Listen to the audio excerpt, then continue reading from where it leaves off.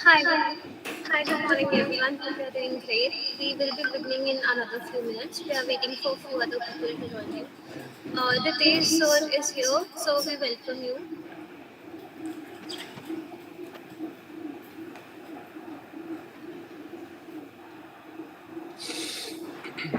Hi, thank you.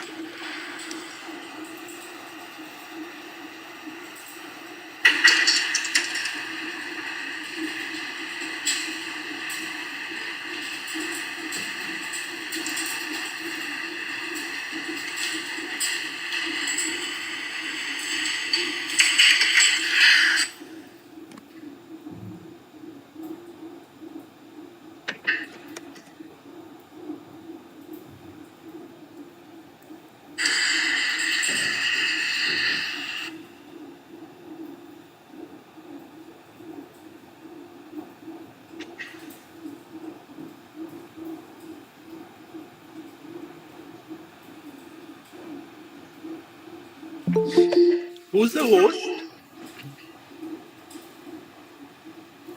Sir, Ria and I will be hosting the event. And only girls? Yes, sir, it's an all girls college. Nobody told me that, yeah. मैं कृष्ण बन के आता था इतनी गोपियों के बीच में. Oh my god. अरे I would have anyway. So, but we have other students from different colleges as well. The boys are there. Yeah. So you should be happy to know nowadays the latest maximum crimes are happening with boys, huh, by the way. Isn't that a good news? Phone वो चल Where are the boys? Come on, boys. Speak. College का हूँ For a change, you're in minority today. Phone वो ले वो ला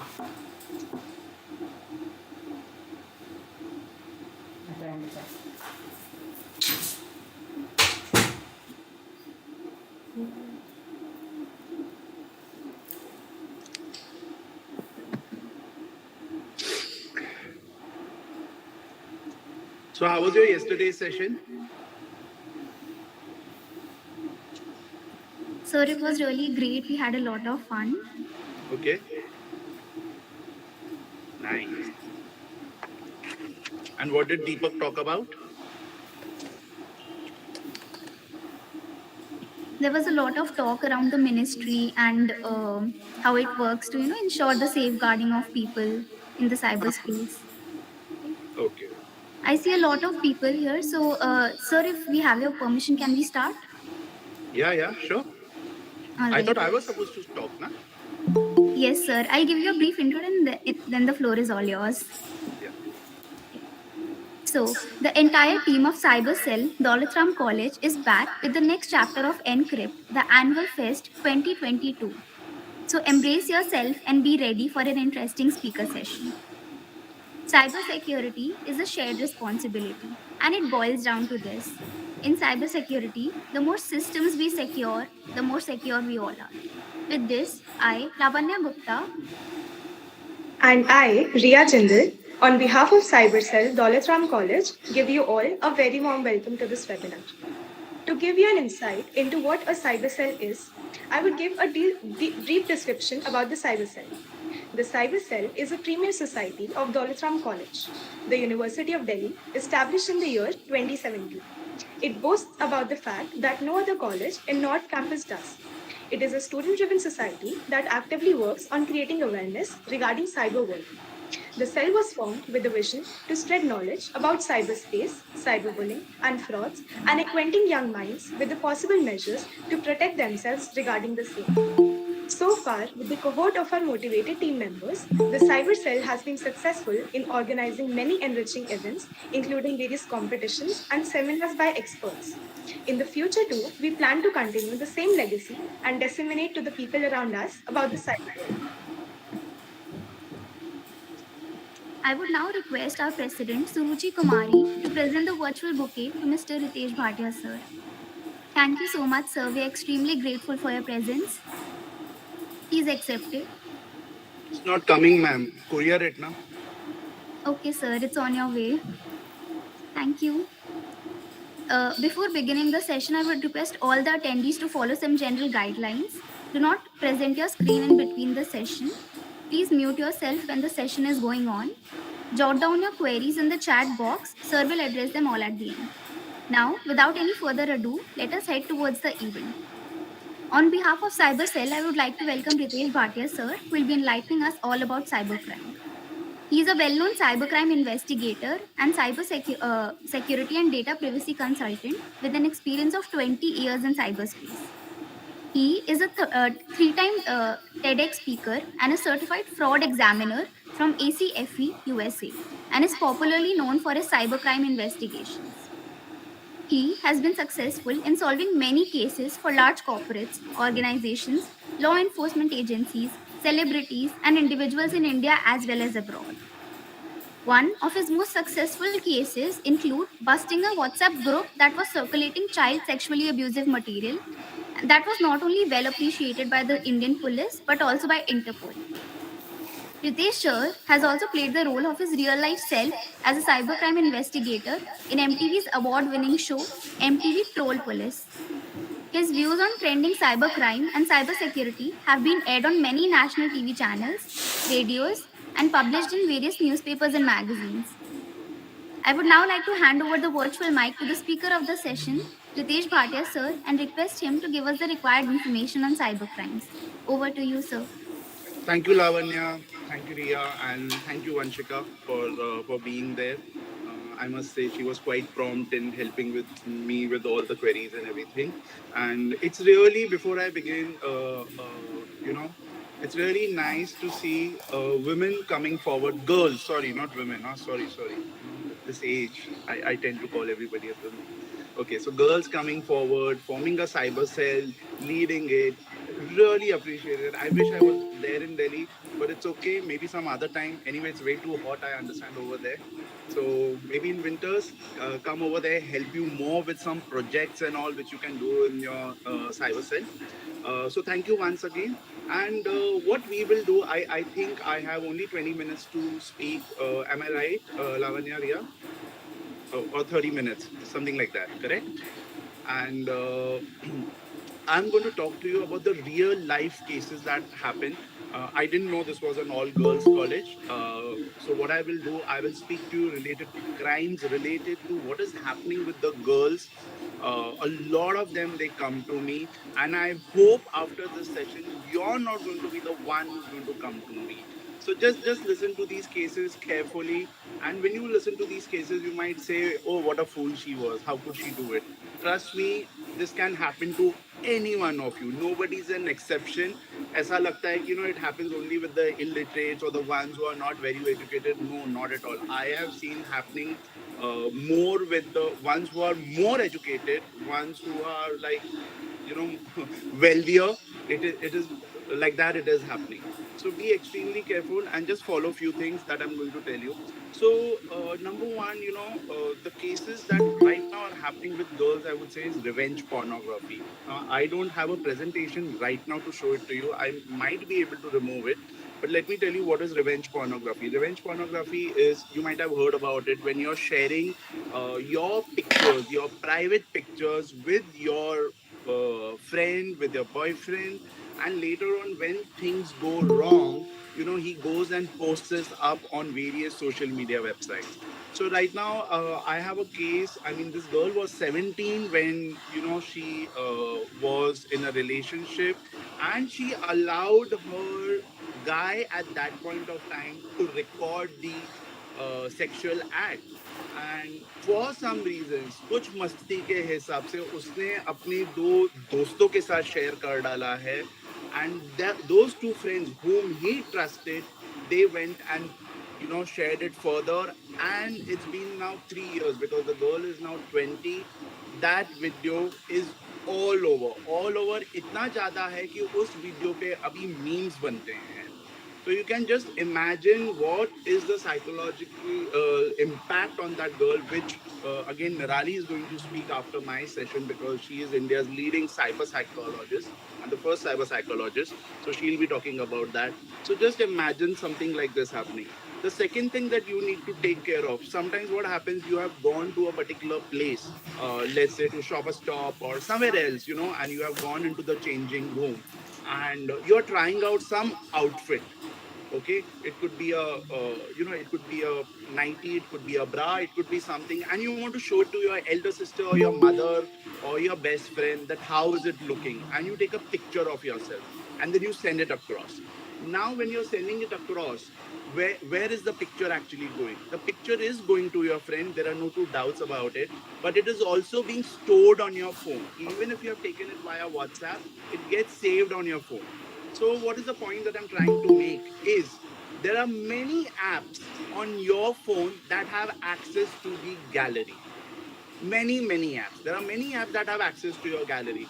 So let's say, for example, you are like sending somebody on WhatsApp, but then there is, let's say, Zomato. Zomato is having access to your gallery. Actually, Zomato doesn't have access, but I'm just giving an example. Or let's say Facebook is having.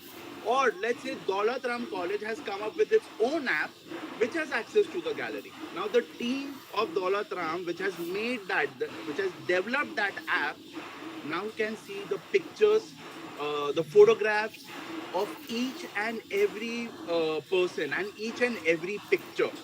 And then you can imagine what that girl or what that development team can do. Like, we are also web developers. Now, many times people come to us, I mean, especially Nirali runs another company which is into mobile app development. So when she develops those apps get the permission. So now Nirali's team can easily see, I mean, your SMSs, your every sort of thing, including your gallery. So be extremely careful about when you're taking nude, semi-nude pictures. You might say it might not happen to me, but sometimes it happens. It can also happen. Let's say you're having some medical issues, especially now during that COVID time. अभी लोगों को आदत हो गई कि सब कुछ virtually करो, and you want to send a picture of your private part or your breast or something to your gynac. कि, okay, look, I'm having some issue as such. Now you click a picture, send it over there. Now her phone is also not secure. Your phone, as I told you, is also not secure, and the pictures are now in two galleries. What else can happen besides the gallery? I have a case wherein a girl, had actually formatted her phone and then sold it off. Most of you do it in that particular fashion, right? You do a buyback. I mean, all of us do. कि okay, पुराना वाला बेच दिया, कुछ तो मिला, 2000, 3000, whatever it is, and then हम लोग एक दूसरा ले लेते हैं.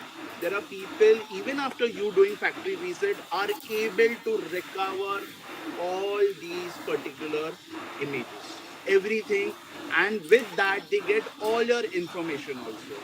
Let's say your Aadhaar card is there, your PAN card is there. There are so many things that they are able to get, and now they start blackmailing you.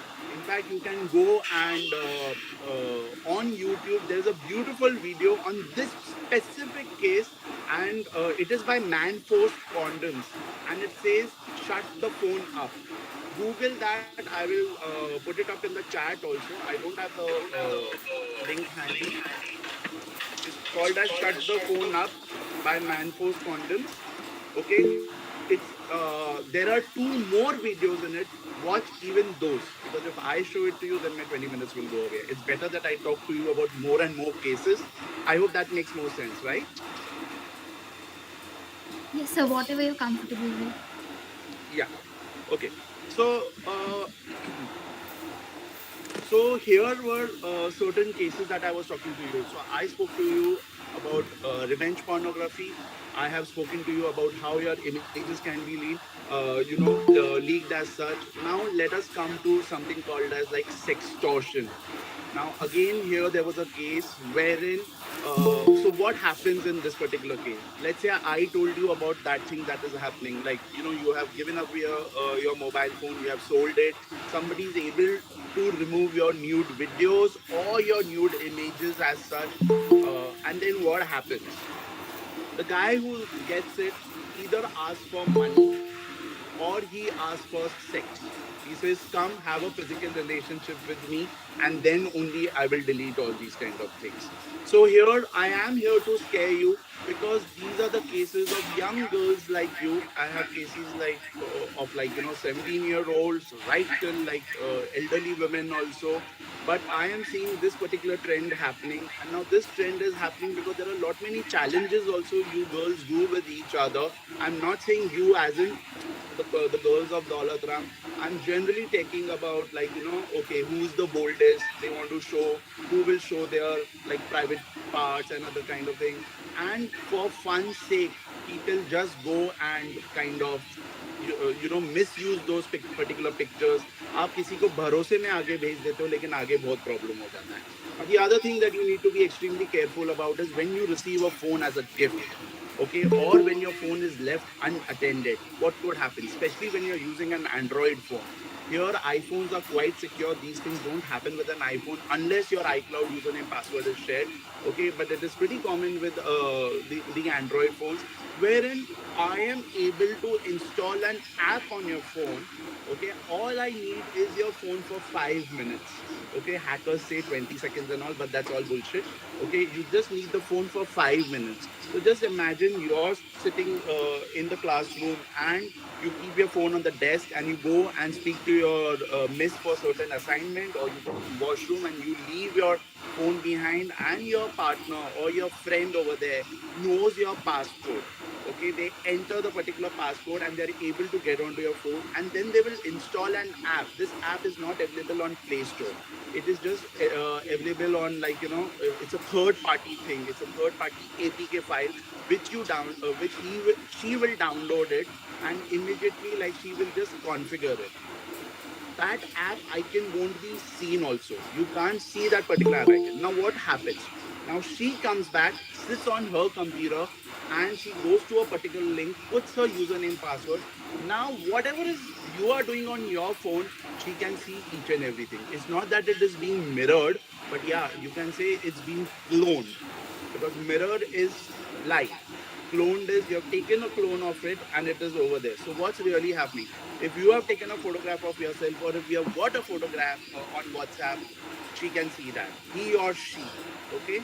Then if you are able to, let's say for example, whatever WhatsApp message you are sending or you're receiving, everything comes over there.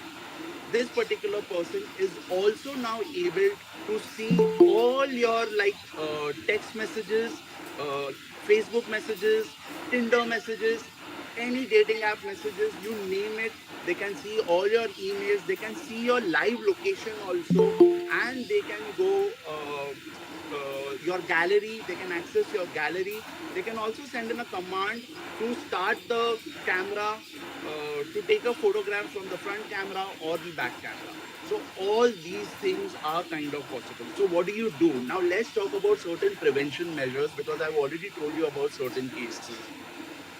Now what are the prevention measures that you as girls, I am not strictly restricting myself to the obscenity. There is a lot I can talk about cybercrimes, but I understand that I have a speaking thing only till 10:30, and I would rather prefer to take more questions and maybe have a longer session, because all these things cannot be done in half an hour. So I'm just going to restrict to the obscenity part of it. What you could do is, number one, hear my TEDx talk, my second TEDx talk. I've spoken on three different topics. I'm a three-time TEDx speaker. So my second TEDx talk, which is there on YouTube and on TED website, it is about youth and obscenity. Okay, hear that out. It talks more about the girls and how can they secure themselves. So that is one thing. The second thing is, please revoke your app permissions. Whatever app permissions you have, like, let's say you go into a particular app and you go to the app settings, and you'll be able to see that that particular app has access to your SMS. Remove it. Why should any app have access to your SMS? If you will see, having access to gallery, remove it. Like now in the Android phones, there's a beautiful and even in iPhones, you can actually go and go like camera wise. What all apps have access to your camera? So the moment you select on camera, you will see load many apps. Now you know you need WhatsApp because it should be there. You keep taking pictures, maybe Instagram, yes, but any other app which is making no sense, let's say Indigo or something else, just revoke the permissions. Why do you want to expose your gallery to the entire world? आप हो ना कोई रास्ते पे खड़े होके सबको बताओगे, देखो ये एक मेरी फोटो, देखो ये मेरी फोटो, देखो ये मेरी photo. You are not going to do that, right? आप गोवा गए हो, आप हो ना दुनिया भर को बताओगे, देखो मेरी फोटो, मेरी फोटो. रास्ते पे खड़े होके सबको तो नहीं देते बैठोगे. तो सेम वे आप यहाँ पे आपके फोन पे सब एप्स को मत बताइए कि आप क्या कर रहे हो. वो एक मार्क फकरबर्ग है, उसको बता रहे हो, बस हो गया. Zuckerberg, what ever it is, ठीक है. बाकी और किसी को आपको बताने की जरूरत नहीं है. और वो भी किस हिसाब से he is exploiting you, you will come to know very soon about it. Secondly, there is a setting on your mobile phone where it says third party apps. That should stay disabled. Third party apps. Go and when you go to your settings on your mobile phone, I'm strictly restricting myself to the mobile phones and obscenity part of it. So go onto the mobile phone. Will be something called as a third party apps. Make sure it is disabled. Never ever download an APK file from anywhere. So the only apps you're going to download are from Google Play Store, and that too you've got to read the reviews and check its ratings. If the rating is more than 3.5 star, 4 star, then the app is good. But more importantly, it should have like 10k downloads, 10,000 downloads, 1 lakh downloads, 1 crore downloads. Then only we can say it's a popular app, it's a trusted app. Okay, so these should be the two conditions. We always keep hearing about passwords, passwords, passwords. Make a strong password and 8 character and all. It's all rubbish. 8 character can be hacked within seconds as such. Now, we being Indians, we language is on our side. Okay, जैसे हमारी हिंदी है, south Indians की अपनी Dravidian भाषा है, महाराष्ट्र की भाषा है, हमारी संस्कृत की भाषा है, हमारे पास ये बहुत सब है. तो आप क्या कीजिए, पासवर्ड्स आर आउट. कि आप बनाइए पास फ्रेजेस.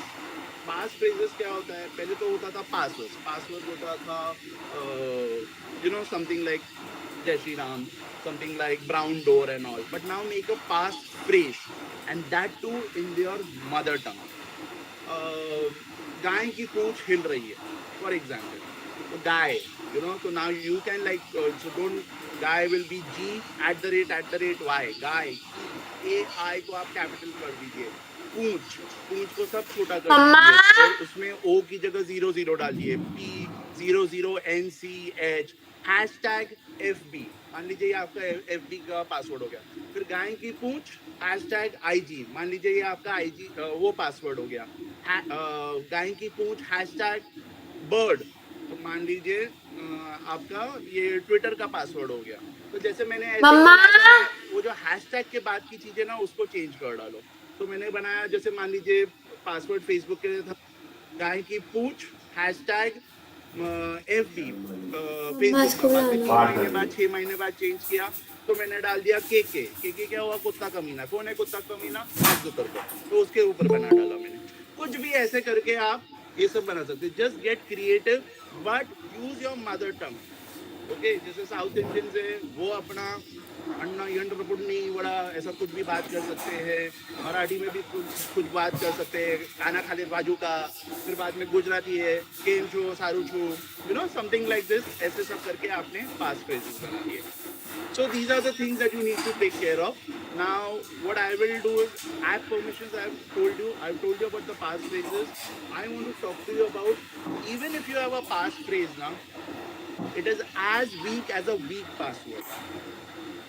तो अगर आपका पासवर्ड है मेरा सोना, मेरा बाबू, ठीक है, वो एकदम वीक पासवर्ड है. उससे भी ज्यादा वीक है गाय की पूछ #whatever. क्यों? क्योंकि आपने second factor authentication.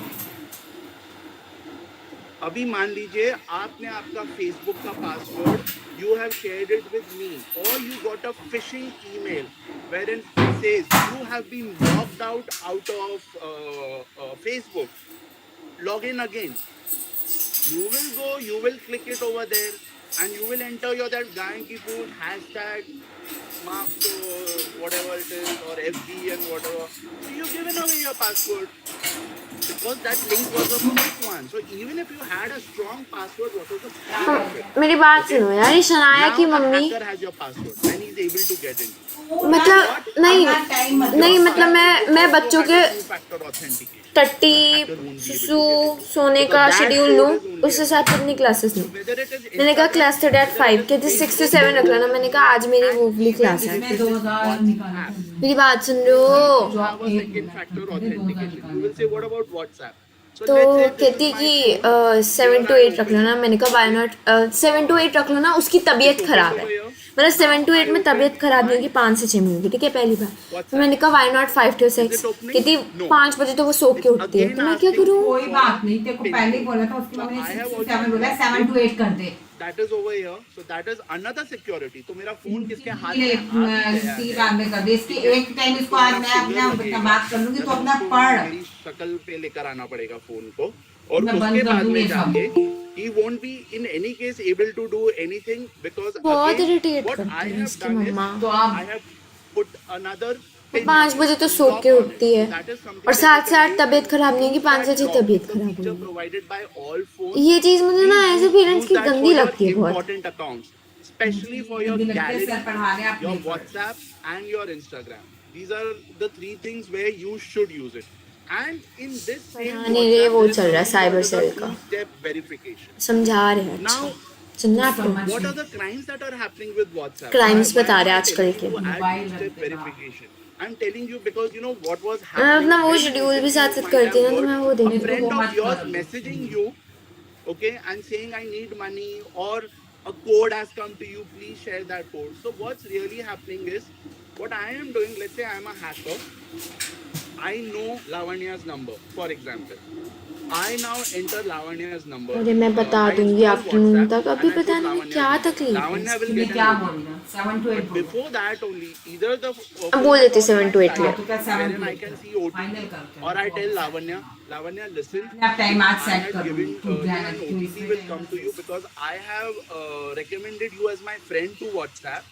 You know, I have given you as my trusted friend. So I have been logged out. हाँ, कुछ पेरेंट्स में बहुत ही चिकचिक. इससे अच्छा दक्षी था. For Lavanya's phone.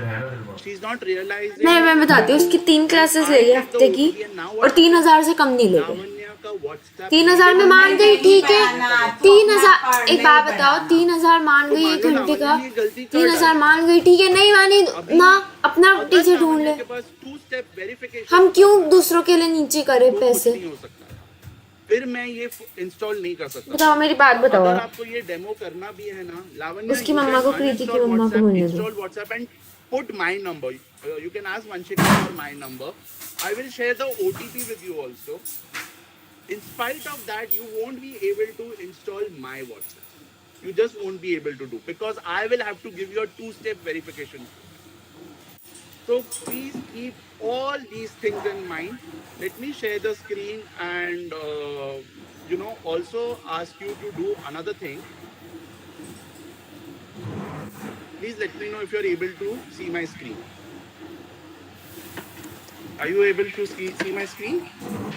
Yes, sir. Your screen. Okay. So, yeah. So go to these particular websites. I'm opening.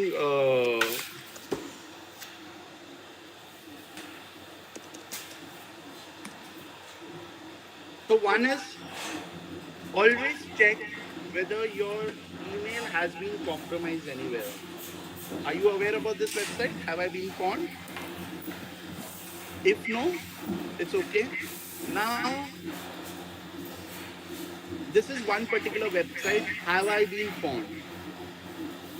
My username is this, the Gmail ID, and the password which was there for that particular website. So let's say Zoomcar. Zoomcar pe I had registered with this email ID, riteshb2@gmail.com, and there was a particular password. Let's say it was Zoomcar123. Now that password and this email ID has been exposed.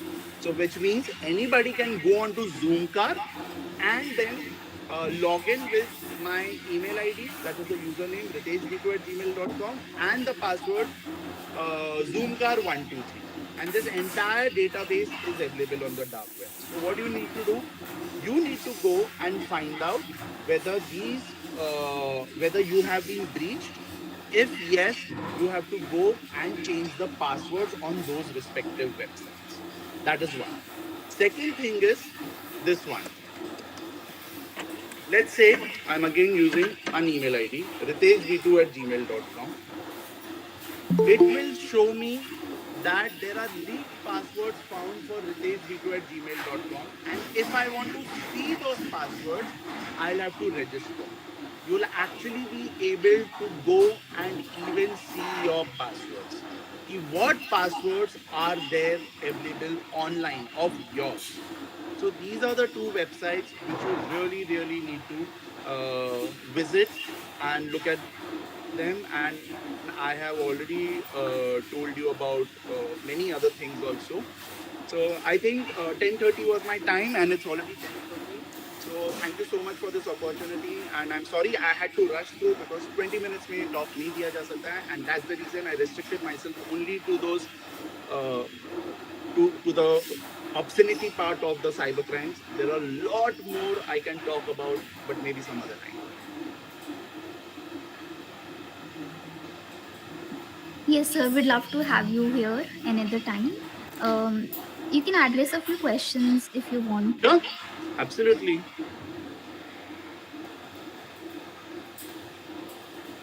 Whatever questions there are, please let me know. And may I also request you for something, please? Yes, sir. I'm just sending a link to give me a review. I expect some good reviews for me. Just don't leave the star and the rating. Just write few things also if you can, please. I've shared the link. And I'm absolutely okay to take the questions. Please let me know.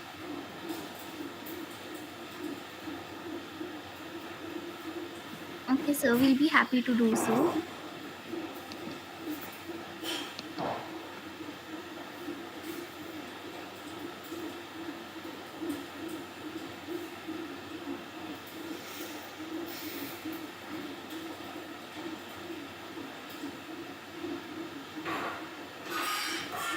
If you okay, I don't think so there are any questions. So may I take just 2 minutes to show you about that app that I was okay over here. What to do if a hacker hacked WhatsApp and did two-factor authentication on? Banu, excellent question.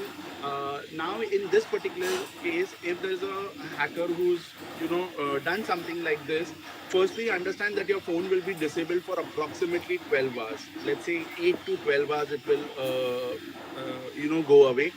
You immediately also need to register a complaint on cybercrime.gov.in. That's like ठीक है आप कर दो. Deepak would have told you about it yesterday also. And then what you need to do is again install it on your phone, okay, and keep requesting for it. And then if it is not happening now, just Google nodal officer WhatsApp and write to them. That is something that you must do. The same thing should be done when you're facing any sort of harassment on Instagram or Facebook. Facebook, you people are not much on it, but if you're facing on Instagram also, so you again need to go and Google for the nodal officer of WhatsApp, nodal officer of Instagram, and they generally reply pretty fast. So this is what you need to do because that guy has enabled his two-factor now. So now what will happen? All without the code is going to be extremely difficult. So what Metaverse company, which was earlier the Facebook group of companies, would do is they will ask you for a video KYC. So they have given a form wherein you can go and speak about it. Yeah, Rashi, please go ahead. Hi sir, you mentioned that there was a second talk that we should listen to. If you could just name it so that it's easier to find it. Okay, so I'm going to put it up. That is TEDx Hyderabad. Then just put na Ritesh Bhatia TEDx Hyderabad. You should get it over there. Or go to my website. One minute. Go onto this website. You will get all three websites link. I mean, all three TEDx talks still links. You will get it over there.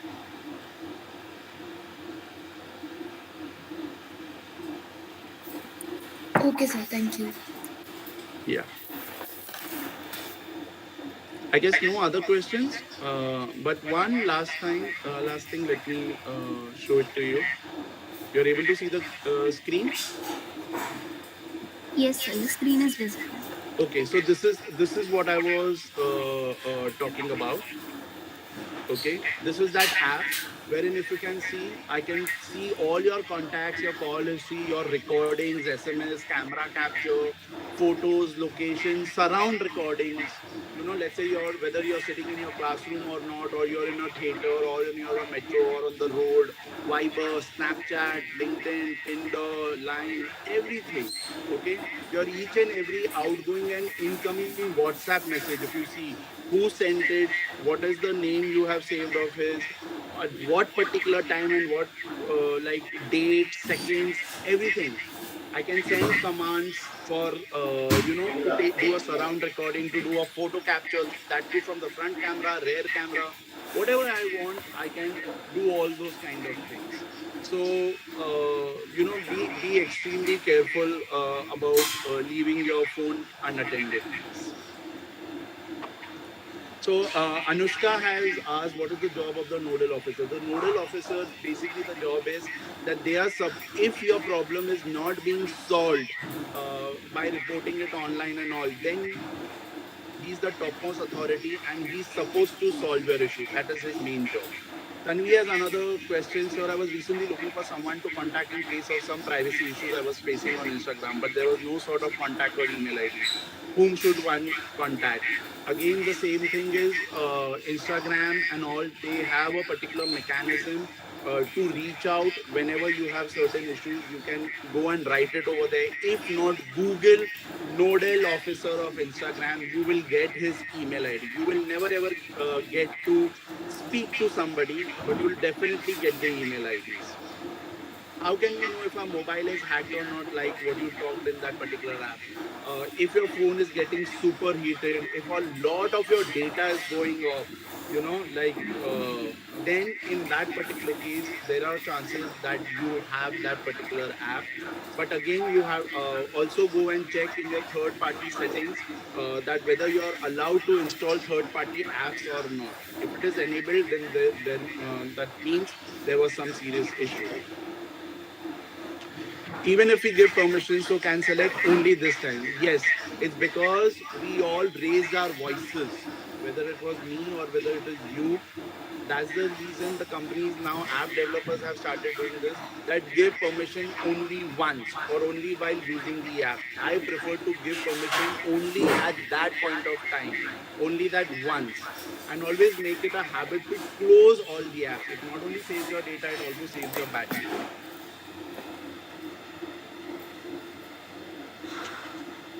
All right. So I think that marks the end of this questions. Right.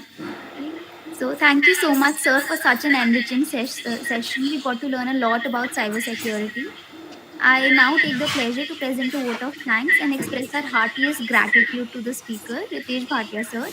So your presence here has certainly been a source of constant energy, and we got to know a lot in terms of safeguarding ourselves in this cyber world, especially as women in this unsafe world, young girls, as we said. Right. So thank you so much, sir. With this, Thank you, and all the very best. And I was like really really very impressed when I saw that it was that you had a dedicated cyber cell. And now I am all the more excited because girls running a cyber cell. This is wonderful. So congratulations to all of you, and thank you for doing a great job. thank you so much, sir. We are extremely grateful for your presence as well. So with this, we may move on to the next speaker. Thank you, sir. Bye bye. Bye. Thank you, sir.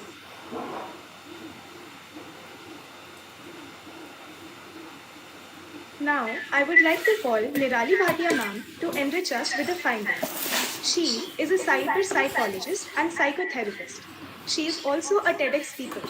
Currently, she is serving as the director of V4 Web Cybersecurity and is the founder of CyberBAAP, an anti-cyberbullying organization.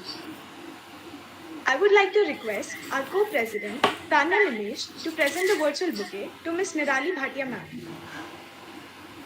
Thank you so much, ma'am. We welcome you. Please accept it, ma'am. Thank you. Thank Now, you. I would like to hand over. Thank you so much. Though, Yeah, ma'am. Now, I would like to hand over the virtual mic to go the ahead. speaker of the session, Nirali Bhatia ma'am, and request her to give us the required information on cybersecurity. Over to you, ma'am.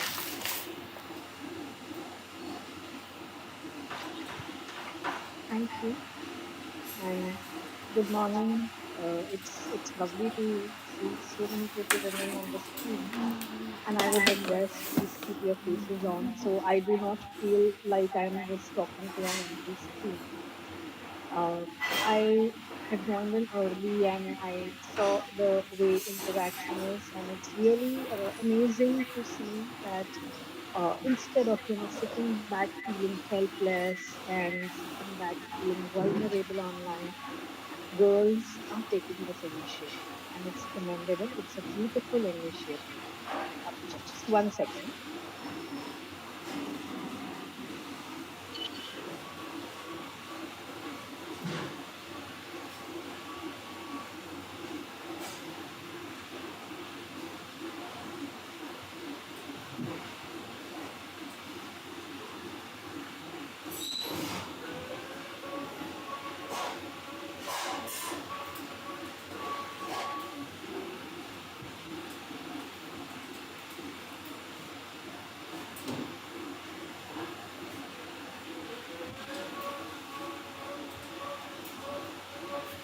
So, so you know, while you all have got an insight on what are the kind of dangers, particularly related to sexual crimes and sexual offenses that are happening in the cyberspace, what I'm very specifically going to talk about today is the dependency or moving towards addiction in cyberspaces. And how do we manage it? How do we manage our usage? How do we manage our screen time? And I have a very small presentation to share with. Give me a moment to share that screen. Just one request that when I will share my screen, I will not be able to see any of you all. I mean, I guess that's how it works for Google Meet, that I cannot see anyone. So make sure that, at any point, if you lose me or if you have any concern, any query, just unmute yourself and ask so that I am aware that, yes, I'm audible as well as you all are able to see the screen. So I'll just share my screen.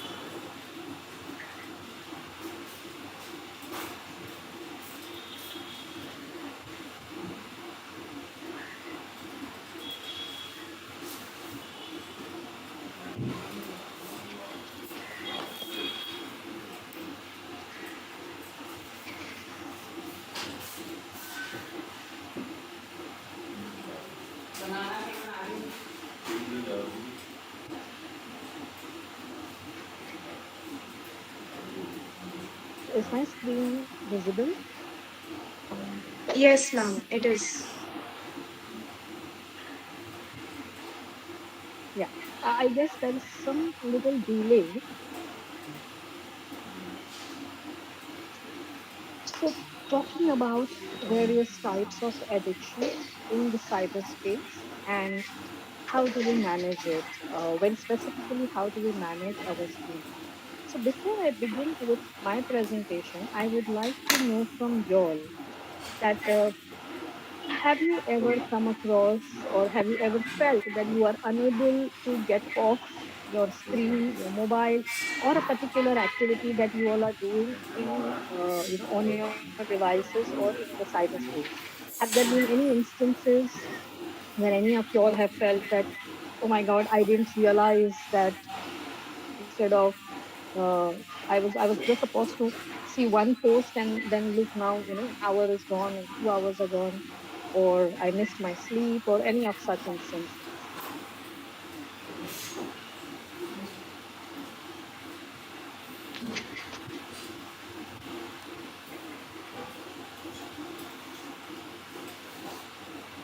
No one has experienced this? Yes, Yes, ma'am. ma'am. Ma'am, it often. Well, I do. I myself do experience, right? Yeah. So, what is that one particular or a specific activity on your device which takes up a lot of time, Falola, or where you lose the time?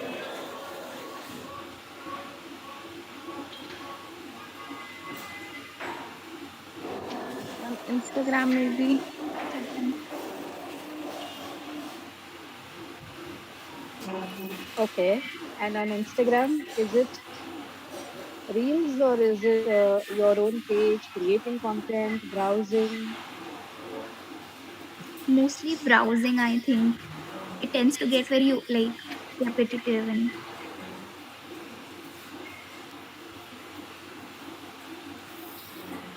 Correct. So, if I may ask you that when you are, involved in browsing, how does that make you feel at that very moment?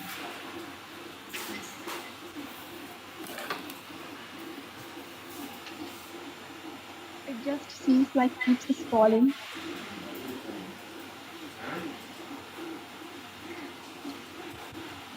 Okay.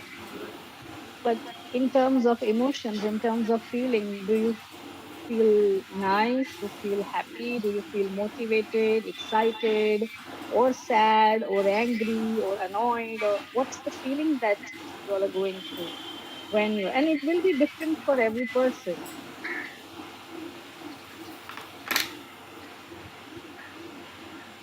I usually feel a lot drained out after I browse for a very long period of time. Correct. But that is after, while browsing. I'll explain to you why am I asking you this.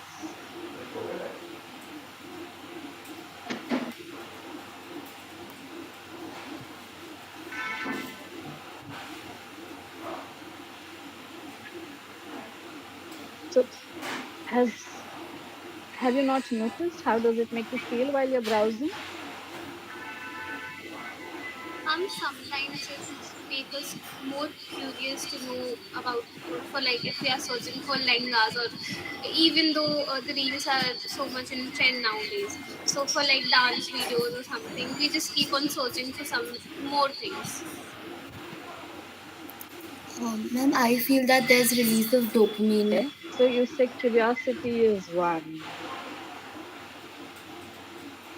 Okay. And what does that do?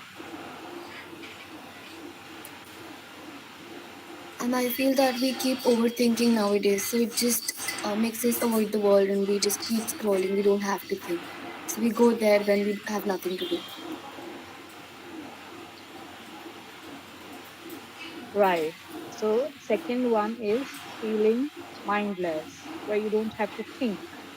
There's a mind out of body connect, right?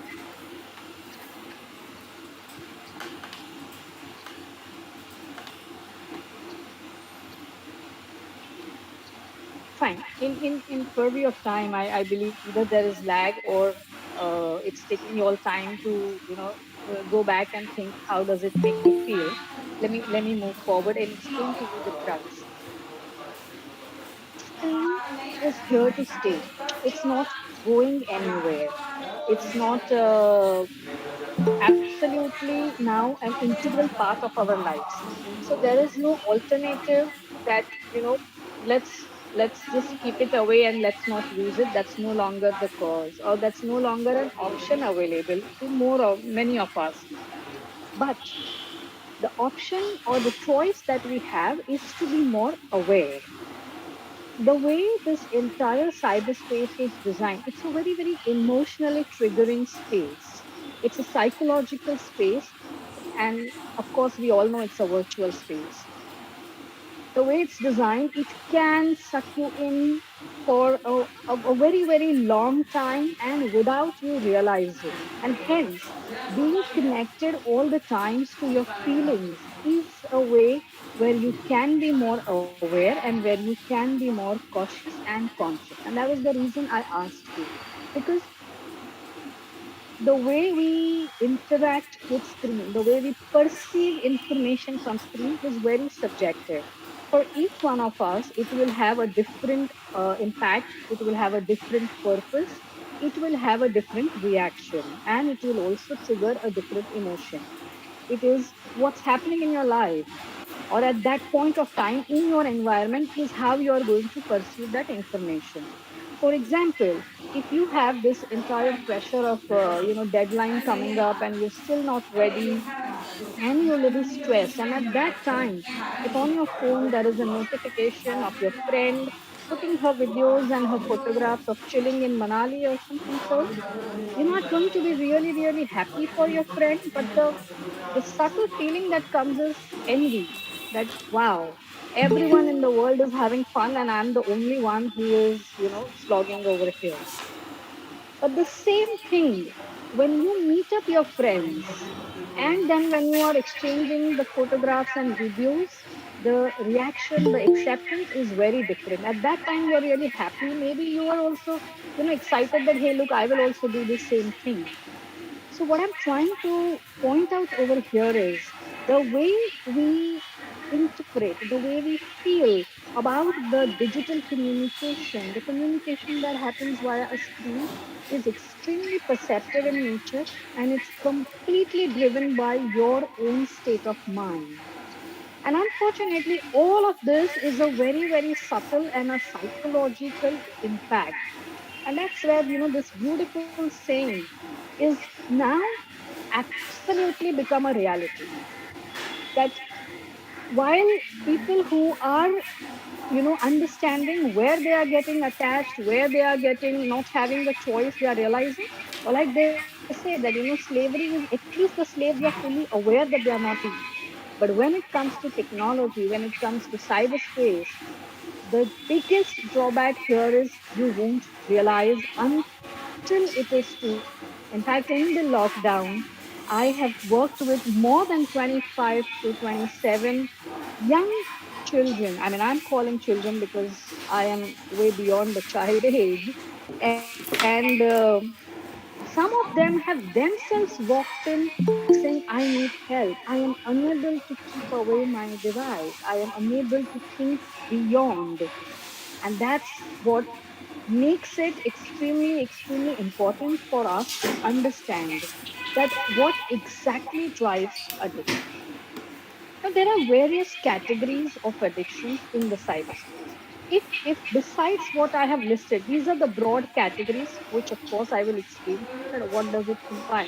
Is there any other area where you have felt that look, I feel that I am too dependent or I am moving towards addiction for this particular activity in cyberspace? It will fall under any one of these purviews. So the most common and a rising form of addiction is cyber relationships and online gaming. These two specifically from the pandemic time have rise at least 60%, of the entire world population who is on internet. The general percentage of people falling into the addiction category was not more than 6%. But today it is going and rising plus 60%. It's that high. Now, if we look at the numbers in a way, where will it impact me? How does it impact me if, it's just a 6%? I'll tell you the number that who's the category which gets most affected. But before that, let's understand. So, what are net compulsions? Net compulsions are basically addiction to more interactive platforms such as online gambling, online trading, whether it is in bitcoins or whether it is stock trading, any of engagement which is live, which is immediately giving you that rush. or of so it's like a lottery system. Every time, or it's like that jackpot game. Every time you pull the lever, you believe this time I will win it, this time I will win it, and that's exactly what's happening. And on internet it's 24/7 on. And the way it is designed, that it will suck you in before, without any investment, and by the time you realize there is an investment to make, you're already too addicted to the pleasure that is received by that. So someone mobile spoke पे about लगी हुई है। यार dopamine, इसी and का that's कर रही हूँ ऐसे तो exactly what dopamine ठंडा is. क्यों देती हो, It is अच्छा the नहीं लगता type of ठंडा। a brain chemical which is in charge of pleasure. And what it does is that the moment there is an excessive release of dopamine, we feel good, we feel high, and it's very addictive to feel nice and high. And then we continue and repeatedly keep doing those things. Moving on to the next category, which is a very broad category and very undermined category, which is of cyber sex addiction. It not only means that you are addicted to sex chat rooms or adult rooms online, but also sexting.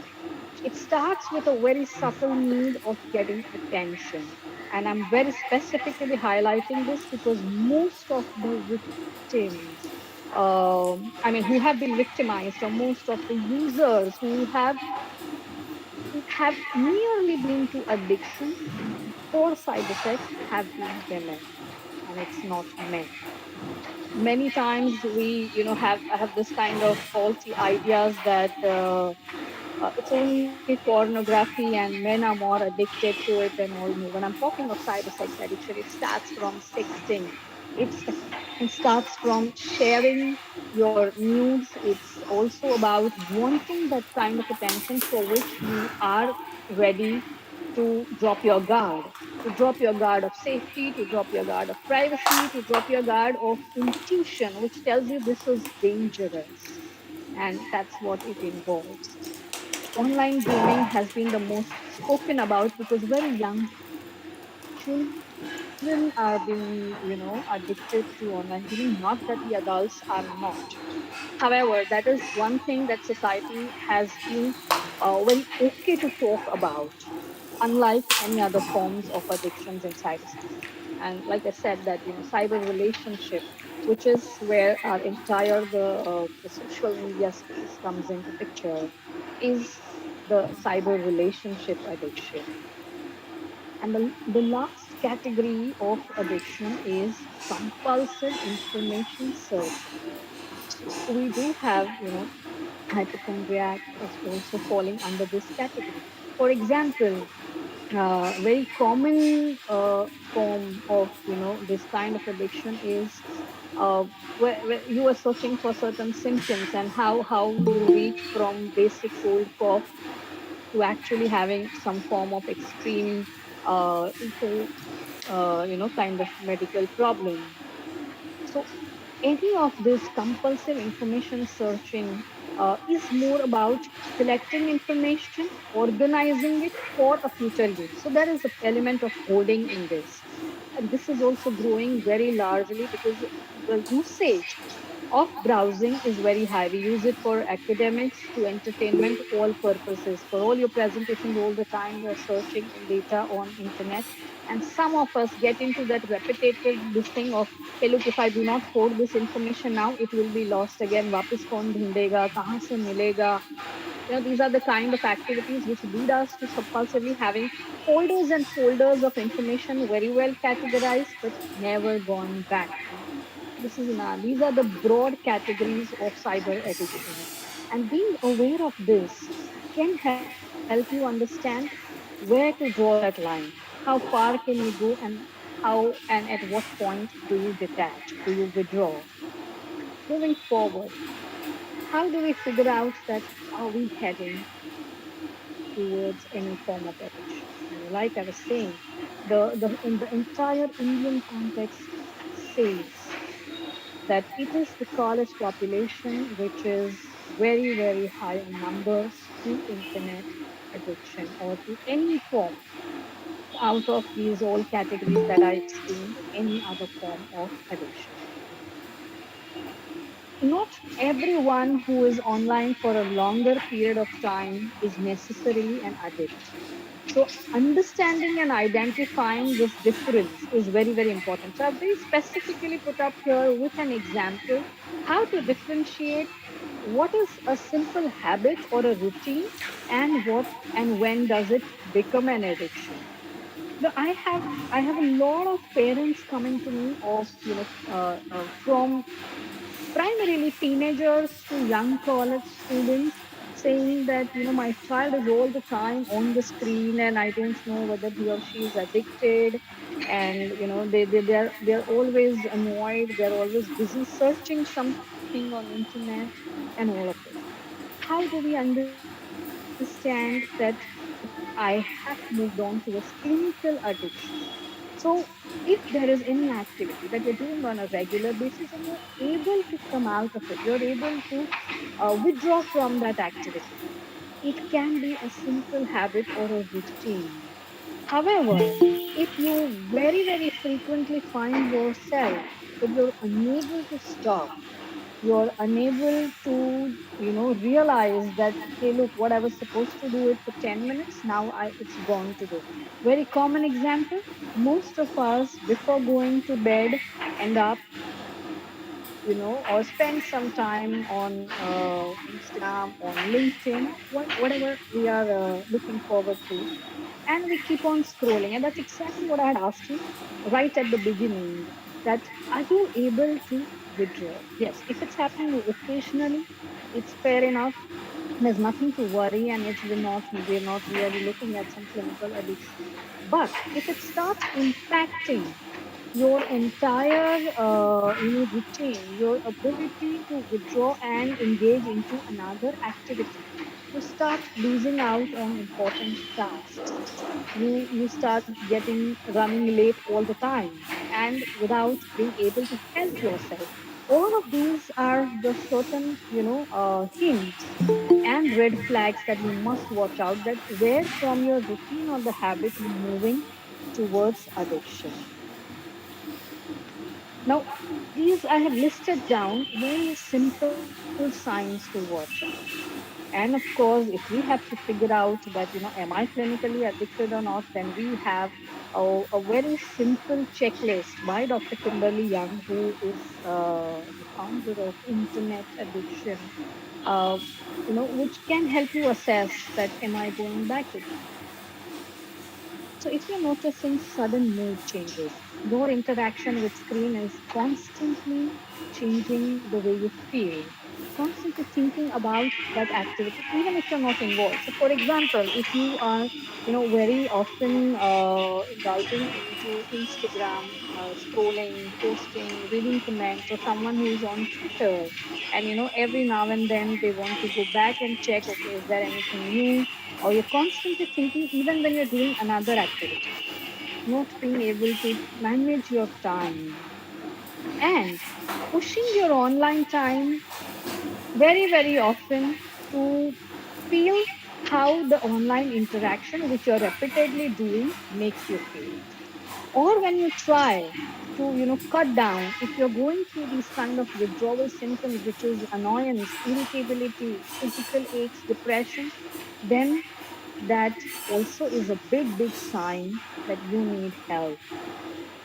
Ironically, it also will cut you off your all other activities. Social anhedonia sets in. That is, the pleasure that you used to get in activities prior, now you no longer get. The threshold is increasing and the dependency is rising. So these are some of the signs that you watch out for, whether you're heading towards the dependency on internet or not. Moving forward, how and what are the ways to overcome? The most important step is accepting.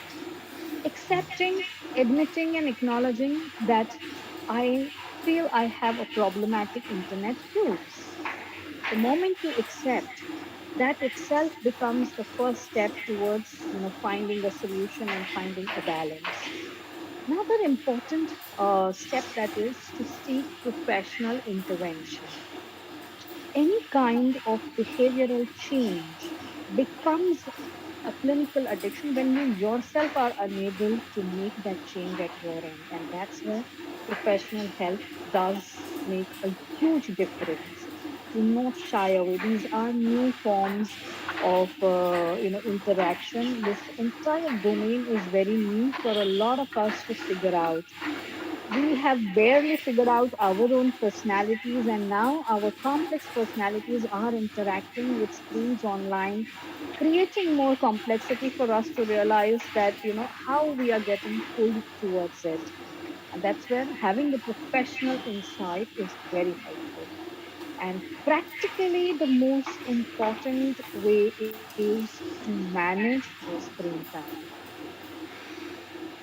Unfortunately, for this kind of addiction, which is your, internet-based solution, complete abstinence is not practical solution at all. I cannot tell you that, hey, stop using your mobile or stop going on social media. It's not going to work because it's going to have, impact on other areas of life, such as seclusion. If in your class you're the only one who's not on a particular platform, you will have inclusion problems from the others because you're not around, and hence, complete abstinence is never a solution. Hence, we need to learn certain simple tips and tricks to manage our screen time. Remember, the first rule of managing your screen time is to be very sure that do you really want to work on it. If you're not sure, on a scale of 1 to 10, if you're not over 8, nothing is going to work.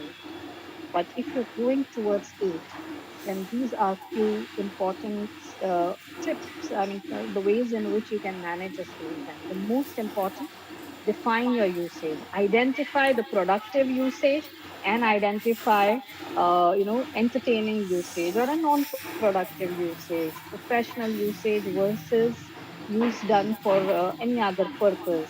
So whether you're using screen for your college work, for your academic work, for your personal growth, or whether you're using to simply be on social media for communication, for keeping in touch, for entertainment, etc., etc.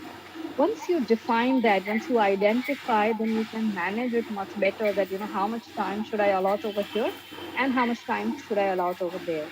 Of course, using technology is also a very, very good boon to manage the technological dependency. That is, use the screen time apps. Every mobile device comes with an inbuilt screen management app. Set up the time limits over there and lock the rest of the apps. I mean, I personally use it because my work involves being all the time on the screen, and at some point it becomes very draining, like one of the students had mentioned, right, that you emotionally feel very, very drained. Mentally it is very tiring. Even the webinars, we can, in a seminar where I'm doing a face to face presentation, I can go on for hours, but here 1 hour and you feel so drained. So using those apps can help us, and also can help us understand our usage, how much is productive and how much is entertaining. Then there's also a feature to make your screen grayscale. Well, I am using an iPhone and I'm aware of it. I'm not aware on Android where it is, but if not inbuilt, you have an app which you can use. What does it do is, see, the way our screens are designed, they look very colorful with all these apps and all, so they're very distracting. When I make it grayscale, it cuts down the distraction and I'm able to focus even if my phone is lying next to me. Today we all need phone next to us for the reason that, we have our notes, we have our groups where we want to communicate, and that's where grayscale helps. Also setting up various profiles. I've set up 2 3 profiles, and I'm using my personal experience to share with you, because these are all tried and tested methods. It's what you preach, you also practice, right?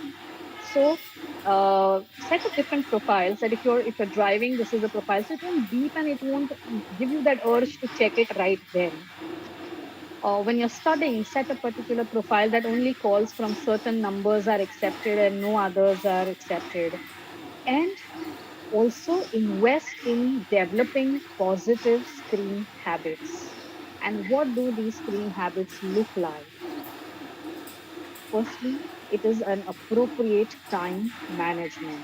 like we all say, the interaction with the screen is eventually leading to cognitive stress, because when you're constantly interacting with the screen, the brain waves and the chemicals are rushing up and down, up and down, up and down. For you to switch an activity from screen to something else, it requires at least a gap of 15-20 minutes for our you know the entire mind to calm down and get involved into another activity. So good screen habit is the right time to use the screen. So, before bedtime, you at least give yourself a 20 minutes of detachment from your screen totally, so that you have that entire 20 minutes for your brain waves to come to a normal level and for you to now have a peaceful sleep. Before study time, again, keep a 20-minute gap. You want to use your screen, use it.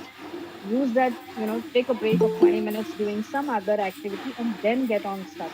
If you immediately switch, initial 20 minutes of what you have studied is not going to be registered at all, and you will feel that, well, I studied for 2 hours, but this is all that I can remember. So that's one of the very important habits of using it at the right time, and using it very, very meaningfully and productively, not letting it impact your priorities and your goals. And that's how you can manage. The key lies in understanding why are you doing what you are doing on the screen. And that's exactly why I had asked you that, how does it make you feel? A lot of my clients who I speak to, who were, or who even some of them still are, and we are working on them, who are addicted to cyber relationships online. When we ask them that, why, what is it about it that makes you feel that I want to do it over and over again? If we don't address the why, we can never eradicate the dependency. So get going inwards, in being in connection with your own feelings and emotions. That's it from my side. Thank you so much once again for inviting me. It's always a pleasure and a very different type of motivation when I am, speaking to only women group. I feel there's a lot of energy, a lot of power. So these are my coordinates. If there is any kind of assistance required at any point of time, I'll be more than happy to help. Let me just stop the screen so I can see you guys back again.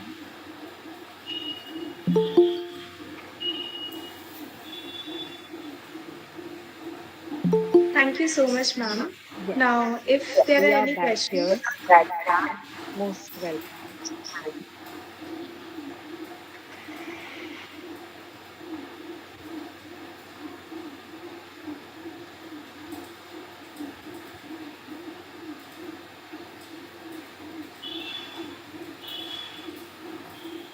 So in the chat, I'm putting a link where I would love to have a feedback from you all.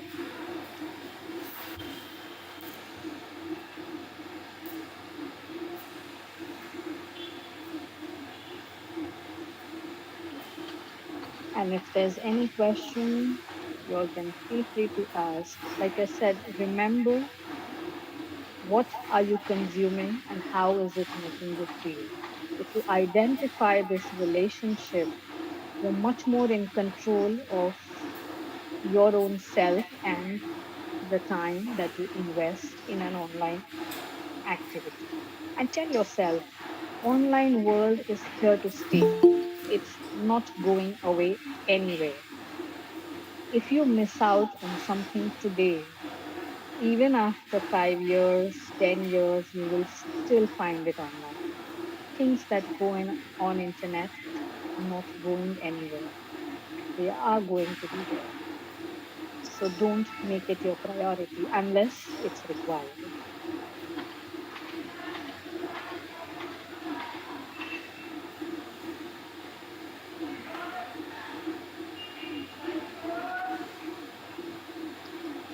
ma'am, there is one query that can you please explain cyber espionage? Sure. So first, let me understand the context of the query. Who has asked this? Can you elaborate? From what perspective are you asking this?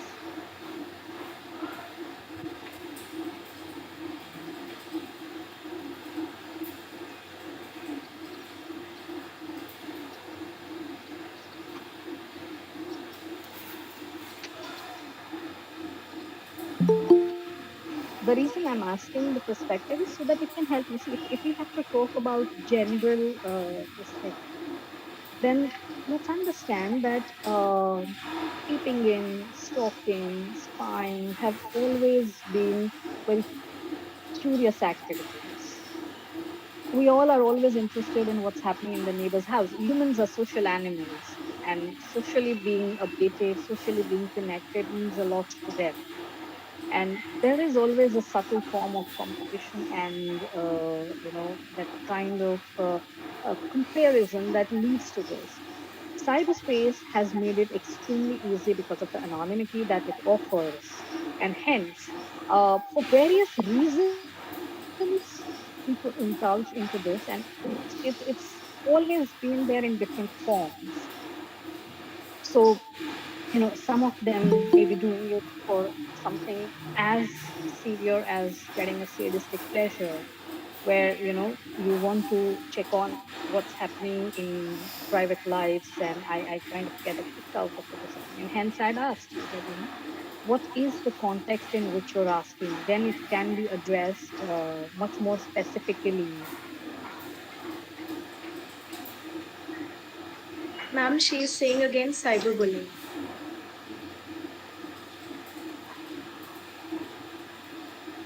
Okay, cool. So cyberbullying, as we understand, is an act where someone feels that kind of power over another person. It's either from vengeance point of view, or it's from a pleasure, a dominance, or a mere entertainment. And all of this can lead to espionage. A very, very growing form of bullying today is stalking, is which is leading to people investing into impersonating, hacking other person's account. Like I believe Ritesh also mentioned that how your devices can be spied, and what's going on in your virtual world, because of the anonymity, there's a lot more privacy that you can manage online. People may not know who you are, which is what also triggers that, hey, look, I want to figure out who this is, which also can lead to that kind of spying, that what's happening. There is an element who indulges in this. So there it is still a gray area, whether it's the same story, like chicken first or the egg first.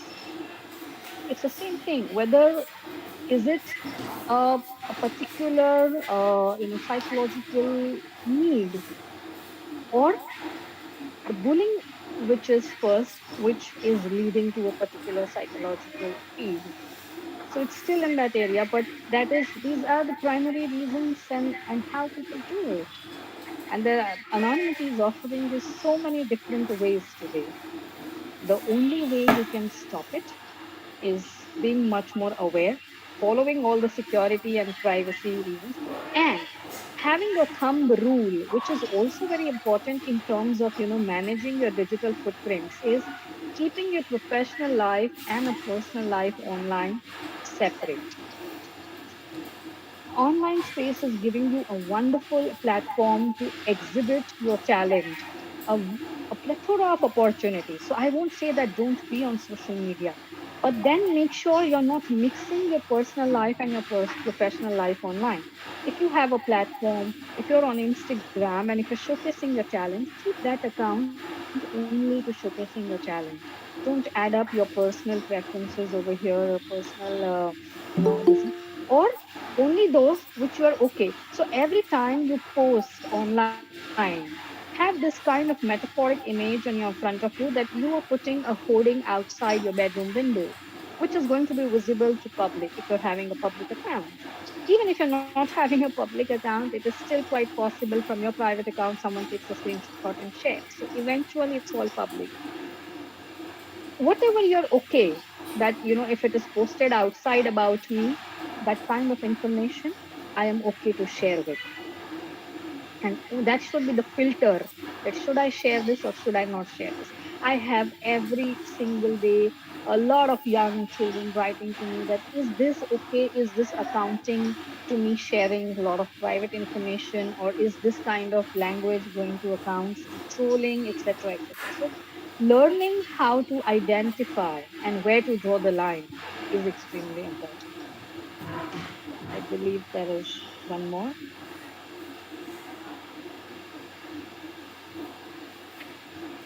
Just one second. Which you follow to. Oh, yes. So, well, firstly, identify the reason why are you doing what you're doing on the screen.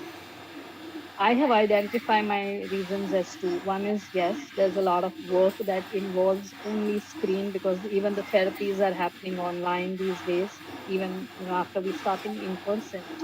So that is one reason. And the second reason is that, when I am bored and I don't want to watch Netflix, sometimes I will go on Instagram to see some beautiful videos. People are extremely talented.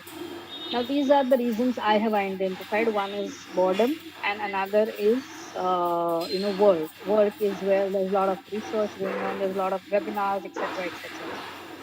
uh, Once you identify that, then accordingly so I know that boredom is in between the work.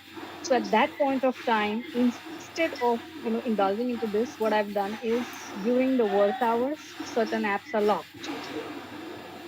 and you don't have an access until you very, very consciously go and unlock. So using screen time apps is a wonderful way. But like I said, all this begins when you actually want it to work for you. If you don't, you always can do it and keep pushing your limits. Another good this thing is using profiles. I use multiple profiles. I have a profile when I'm in therapy, that what kind of calls will I allow, what kind of notifications will I allow, and from whom. The profiles also let you decide this. It's there on all the mobiles. So these are some tried tested ways which can help you. Plus, at the end of week, your phone screen time app management gives you an entire statistic. What was your productive usage? What was your entertaining usage or non-productive usage? That should be a benchmark that, hey, if I have used this for, 50% is going to entertainment and 50%, then you replace the ways of entertainment. Indulge into a physical. You're getting bored, pick up the phone, call up a friend, walk to a friend. Do not fall to the convenience of the corners of our houses and indulging onto the screen, because it comes with a cost. And where there is work involved and we are spending a lot of time, so now we do have a lot of talking apps. So what we do is motion. I mean, that's what I practice. That even when I am in, I'm conducting a webinar or I'm doing the research or something, I have a laptop screen projected on a wall.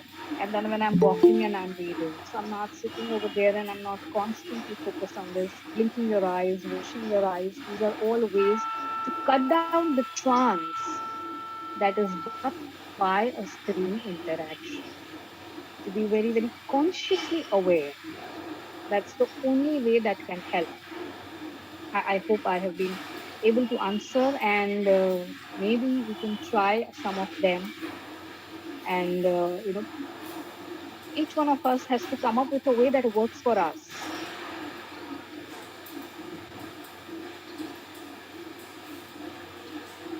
Yes, ma'am. There were surely Sometimes some we insightful have, methods. yeah, yeah. I just saw one more question, and I guess I still have 5, 7 minutes, which I can do. So, If you want, ma'am, we I have can read important the work when we questions have for to use you. our device for long hours. Then we feel very drained. Yeah, sure. That would be nice, because, with the reading glasses, it's only to read and then I can't see the faces. So I have to constantly keep removing and wearing them, which at times is not very comfortable. Yeah, and then we feel drained. Yeah, so exactly the point, most of us, post pandemic, our works have become online. particularly like I'm doing my doctorate, and it involves a lot of time reading the literature online, and it completely drains you off. After 20 minutes of reading, I feel like I need a nap. I can't keep my eyes open. Of course, that's at my age and stage. For y'all, it may be 40 minutes more. However, so hence this is what I've done. What I've done is I've started the browser talk to me. So it reads the screen while I'm walking and I don't have to see the screen. That is one way that you can do. Another way is always making sure that your screen is having only one particular app open. Because if there are all other notifications popping up, that's what leads to long hours. Like you are researching and WhatsApp call comes in. If you have set up a profile where none of this will be entertained, you're very glued to this, immediately you will be able to finish that particular work. But the rule is that, and even on the laptop, I have an alarm, which of course I put off before this webinar. Otherwise, every 20 minutes it pops up and it blacks out my screen. So it's a mandate that I have to get out of my chair and go walk or splash water on my eyes. But many of us whose work involves a screen time, and look, see, I've been doing this, being on, being into development myself in early years, and into user behavior. This is going on for me for last 22 years. If I do not come up with the mechanisms to, make it work, I would have landed up with this way earlier. So some of these ways we can work out using the technology. That's the biggest advantage. You have your, Google Assistant who can review your emails. You have your Siri. You have your Alexa doing.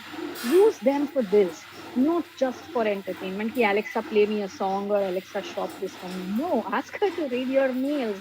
Ask her to even compose. You can dictate and they can take up. But the best that I have found is where she reads the entire literature to me and I'm listening. It also helps in identifying what's my learning style, and that's how we can play. If you're an audiovisual learner, this works very beautifully. If you're a kinesthetic learner, then for you to write notes, you to experiment, that is a very good way for you to register that information always. Most of us, because of our schooling, in India is of a certain format, become auditory learners, where someone is speaking and we are listening, and make the most of it. Let Alexa speak to you, read out to you, and that would help. And what it does is it keeps you away from your device. Your this thing, because when Alexa is reading, she's not going to read in between your notifications. She doesn't get distracted. So we learn in turn to not get distracted. Practice it, and I would love to have your comments that how successful it has been for you, because that would be really, really motivating to lot many students who have are facing these challenges. So I believe that for now, these are the questions, because I have my next commitment coming up. If there is anything that you need assistance, please reach out on. I've shared my coordinates, and I think Vanshita is the one who's in touch with me. She has my number. You're always welcome to write back. Thank you so much, ma'am, for such an enriching session. And we got to learn a lot about the issue of addiction in cyberspace. I now take the pleasure to present a vote of thanks and express our heartiest gratitude to the speaker, Nirali Bhatia ma'am, for providing us such valuable insights about cyberspace addiction and how to manage it. We indeed got to learn a lot about screen time management. Thank you, ma'am. Thank you. Thank you so much, and good luck to everyone. Bye bye. Thank you, ma'am. Moving on, now I would like to welcome Vinay sir to tell us more about cybersecurity. He is the tech lead at mergers and acquisitions, security of Snapchat, an ex-Splunk at product security, an ex-Microsoft at Azure security, and a speaker at Microsoft Blue Hat. I would request our Vice President, Rashi Pahwa, to present the virtual bouquet to Mr. Vinay, sir. Thank you so much, sir. We welcome you. Please accept it. Thank you. Thanks. It's a pleasure. Thank you, sir. I would now like to hand over the virtual mic to the speaker of the session, Vinay sir, and request him to give us the required information on cybersecurity. Over to you, sir. Let me try and share my screen.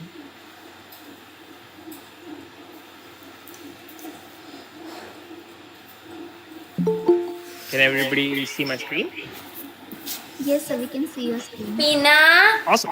All right. So, well, it looks like you folks had a lot of good tips there from both of the first two speakers. So mine's going to be a little bit different. It's going to be a little bit more tech heavy. So feel free to at any point sort of like stop me or ask me to slow down or change pace. So I wanted to mainly speak today about security development lifecycle and threat modeling. That's something that I've been doing over 10 years now, and I thought that it will be a good introduction to you in case you choose to be in the cybersecurity industry within the tech industry, specifically doing secure coding and things like that. So I'll try to break it down as simple as possible so that like folks who want to understand what happens in the industry, you'll get a good overview, right? Like, so a lot of you folks are planning to graduate and move into the industry. So I want to give you a behind the scenes about what happens in a day-to-day, life of a security engineer or a security analyst or things like that. So feel free to, make this interactive and ask me any specific questions that you have as I go through my cycles. So we'll just try to understand why security is a threat for companies and businesses, right? So as you saw, the other two speakers tried to speak more about personal security, which is actually absolutely necessary as well. So I'll talk to you more about from a business or from a government standpoint, like why do we pay to security. We'll talk a little bit about security design principles. What do they mean? Introduce you to industry standard terms so that when you hear these terms, this is not like completely new to you. Talk a little bit about one specific life cycle which I'm very familiar with, which is an industry standard framework, which is Microsoft. So that way, you kind of get an insight into what happens in a company.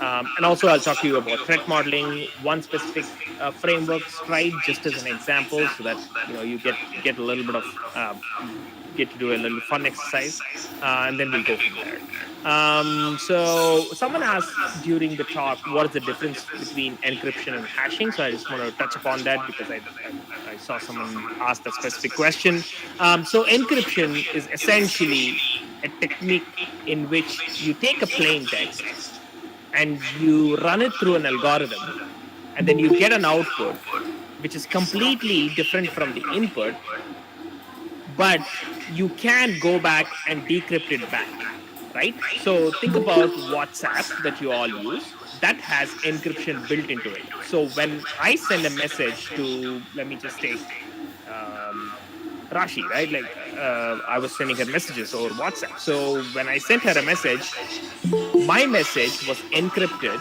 with my private key, and then when it with a symmetric key, and then when it went to Rashi, it got decrypted at her end, and the same happened with her messages over to mine. So anyone on the network cannot decrypt those messages. So that is encryption. Hashing is a different scheme wherein you take an input and you apply an algorithm, and then you get an output, but you cannot reverse it back, right? So you cannot take the hash text and you cannot reverse it back. That is the difference between encryption and hashing. Encryption, you can reverse it. Hashing, you cannot. Now you can ask, like, wait, what is the point of hashing then? Well, simple, right? Like, so for example, let's say that I want to send a message to Rashi saying that, hey, I'm going to attend the conference tomorrow. And then I can hash that message and send it to her. Because then in the middle, if there is someone listening to it, they can take that message and say, I'm not going to attend the conference and they can hash it and send it, but it'll look different from the initial message, right? So that is an application of hashing, is where you take a message and you hash it, and the recipient will be able to verify that the message you sent matches with the hash, and so there is no tampering in between the sender and the recipient. So if anyone has, if you could understand that, or if you want me to go into details, let me know, because I happen to understand the scheme pretty well. So once now we understand encryption hashing, moving on. Why do you care about security? Why do companies invest in security? Specifically, there is a lot of startup money going into startups in India and across the world. You also see Web3 and crypto and all of that, right? Like at the end of the day, all of this, there is a monetary component involved, right? Like there is money involved, and companies and businesses which care about profits will also care about security.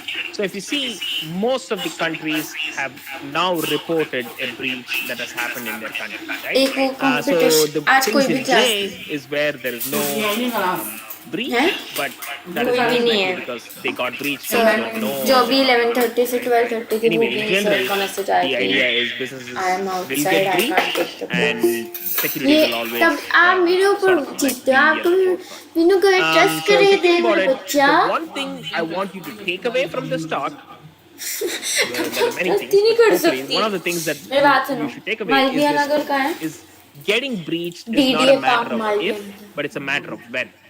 Yellow Every line company out Malviya there Nagar is का going metro to station उसके experience a पास है breach at एक some offline point event during है their life cycle. Treasure Hunt competition Okay, and maximum team limit the आप only 3 difference 5 is की how बना well you सकते हो handle it, or सिर्फ how 20 रुपीज रजिस्ट्रेशन के minimal है is और your जो damage. अगर जीतते हो तो So टीम that is को the अगर thing first that prize most आता है तो companies are 800 going रुपए for, second including the 500 companies. All third the 300 companies I've worked for तो so अगर far, all of और them at 22 some point April have को gotten तो breached अगर or तो are आप going to get इंटरेस्टेड हो breached. गए There is no question about तभी that. मैं वहाँ Question मतलब इन is लोगों को भेज how सकती well हूँ do you Gautam handle it, Tanishq और मैं and कर whether लूँगी you are partner able to से get away with minimum damage.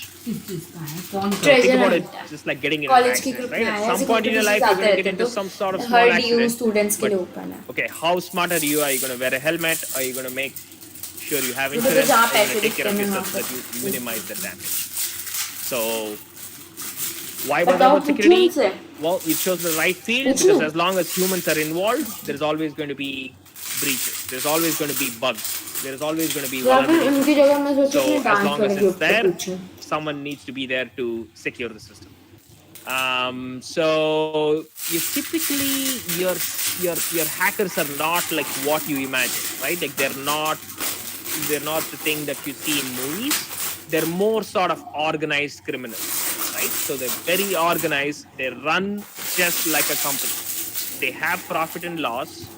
They have employees. Many instances they have a mob boss. They operate very similar to companies. So what you're looking at in general are sophisticated attackers, and that's what you should be worried about. So one of the most common threat that most companies are facing today is the ransomware, correct? So if you hear the word ransomware over and over again, that's something that you will probably hear a lot in news and in interviews, or like just in general in news.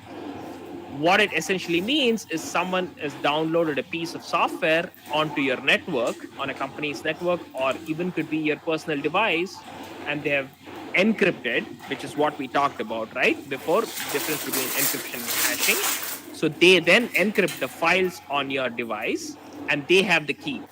So they're not going to give you the key till you send them a ransom, and that's why it's called ransomware, right? So when you give them some kind of cryptocurrency or Bitcoin or something like that, some ransom, they'll send you the key, and then you can actually decrypt it. This is so well organized. I don't know if anyone of you have been a victim to it.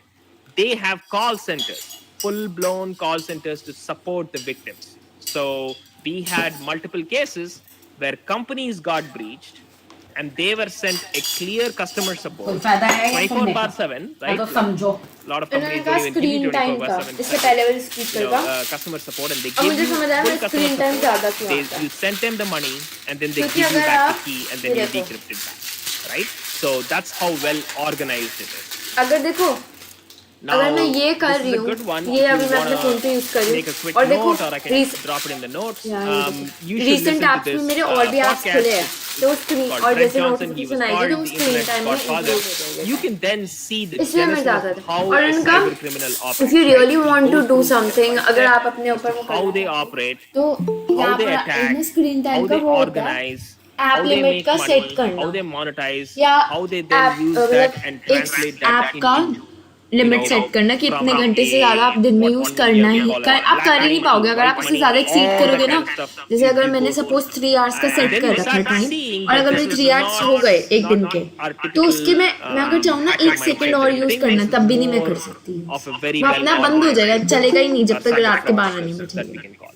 So तो that's a मैंने अब वो good set कर one to लिया listen if you ever Instagram have time Snapchat or और you like. WhatsApp पे 3 चीज़ें use करती हूँ तीनों पे मैंने सेट कर लिया So ठीक है अब दिन में the सिर्फ इतने basic ही घंटे design यूज़ हो सकते principles हैं that ज़्यादा you से should think about or you 3 should घंटे learn का about सेट किया over your careers ठीक है is whenever you design a system, देखती try हूँ to मेरे को reduce the attack surface, हाँ right? And by when someone says reduce attack surface, all they're saying is try to have as few entry points as possible into the system, मेरे को तब right? तभी तो The मैंने second thing is when you're designing system, think about privacy from the beginning.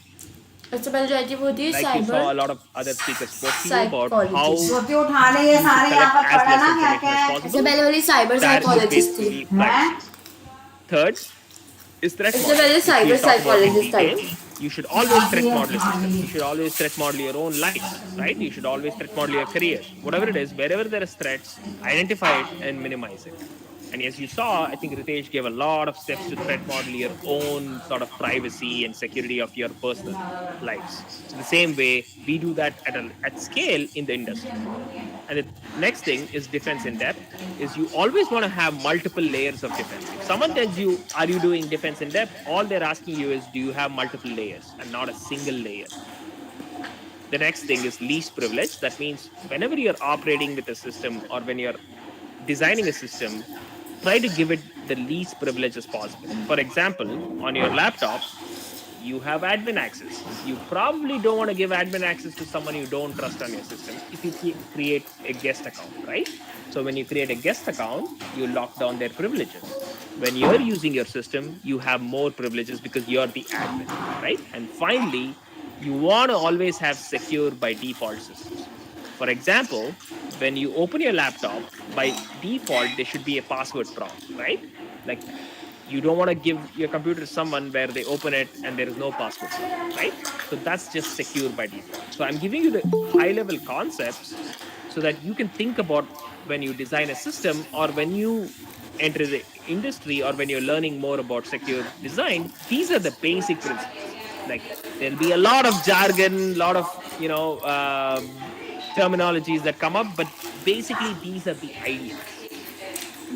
So I'll take a moment there and stop to see if you have any questions. Are you following me? How's it going? All good? Should I keep going? Yes, sir. Yes, sir. Okay, awesome. So one big framework is Microsoft Security Development Lifecycle. So when you folks finish your graduation or when you do your further studies and all of it, at the end of it, you're going to sort of end up in these 9 career paths, right? So I want to just give you an overview of what a career looks like when you enter the industry.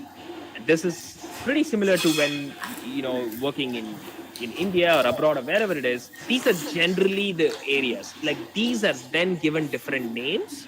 But for the most part, these are the careers, right? So the first thing is what I'm doing, right? That one part of my job is to provide security training. So just based on your learnings, and once you gain certain amount of proficiency, you can actually go and train other people, right? So you can train developers, you can train managers, you can develop exec team. All different levels within a company will have some kind of security knowledge that they need. And so you can become a security trainer, right? So this is a little bit further in your career. The second thing is program managers, right? So let's say you become a PM somewhere in some company. What you could do is you're defining security requirements for any product or service. So always take a step back and look at a product or a system or a service and just see how an attacker will think about it, right?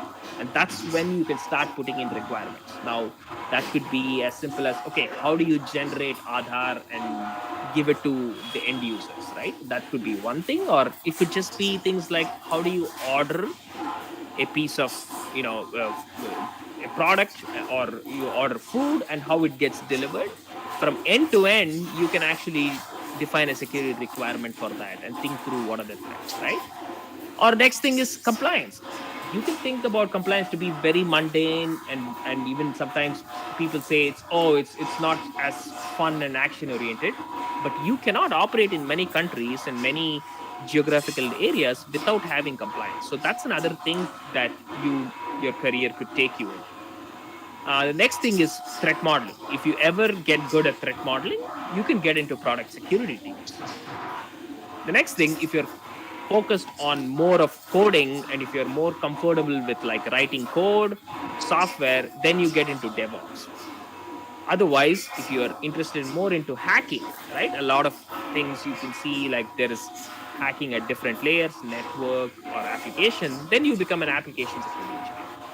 And then pen tester is mostly just offensive. Application security engineer is more defensive, right? So if someone says, hey, I'm a pen tester, they're talking about more offensive, only hacking. And application security engineer is, they understand hacking, so that they go and defend it. Then there is a security operations, right? So think about this as your, it's very similar to your cyber cell, right? Where people are sitting in front of screens, they're observing what's happening on the network, they're getting alerts, someone is trying to hack them.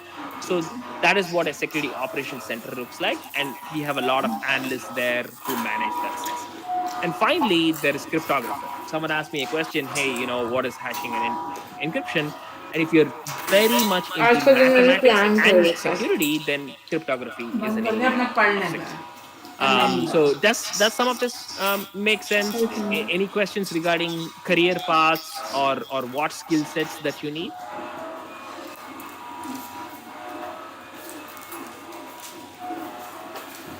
Okay, I'll keep going. Feel free to think about any questions and stop. So threat modeling is essentially a technique where you go about looking at a system or a service or a product, and you try to come up with as many threats as possible, right?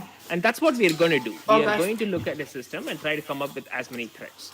So and there are different frameworks, right? The industry will try to scare you with like, oh, there is a stride, there is dread, all these different terms. But at the fundamentally, what it just means is looking at a system and trying to come up with threats. And for that, they give you a cheat sheet or a framework. We all have cheat sheets or frameworks, right? It's much easier to operate like that. So that's all it is. It's looking at a system and coming up with threats. So let's go ahead and see what are some of the definitions, right? And any system, any framework will have certain definitions. We have to define certain parameters. But mostly, at the end of the day, is just a way to understand what happens within a system and what are the threats. So think about spoofing, right? Spoofing is essentially, basically, can you spoof something? Which is basically, can you impersonate? Can you be someone that you're not, right? So that is spoofing. What's tampering? Tampering is, can I modify the data when it's on the network? Can I sniff that data? And can I modify that data? Repudiation is basically, can you do something on the system and then deny your actions? So let's say that you go towards a bank and withdraw some money, and then tomorrow you say that, okay, I didn't withdraw the money. So the bank will say, well, no, here is a log, here is a video of you coming into the bank and withdrawing the money, right? So you cannot easily say no. So a system should be able to prove that you took certain actions. And then there is information disclosure, which is essentially a system giving away too much information or giving more information than what it should actually be giving, right? That's what information disclosure means.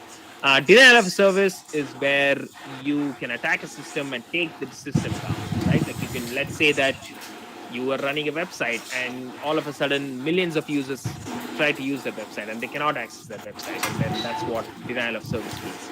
And elevation of privilege finally is, can you go to the system and then trick that system into giving you more privileges or more responsibility than what you actually have. So let's say that you walk into a bank and say, oh, I'm the manager of the bank, and suddenly the bank employees say, okay, yeah, you're the bank, right? So just an example.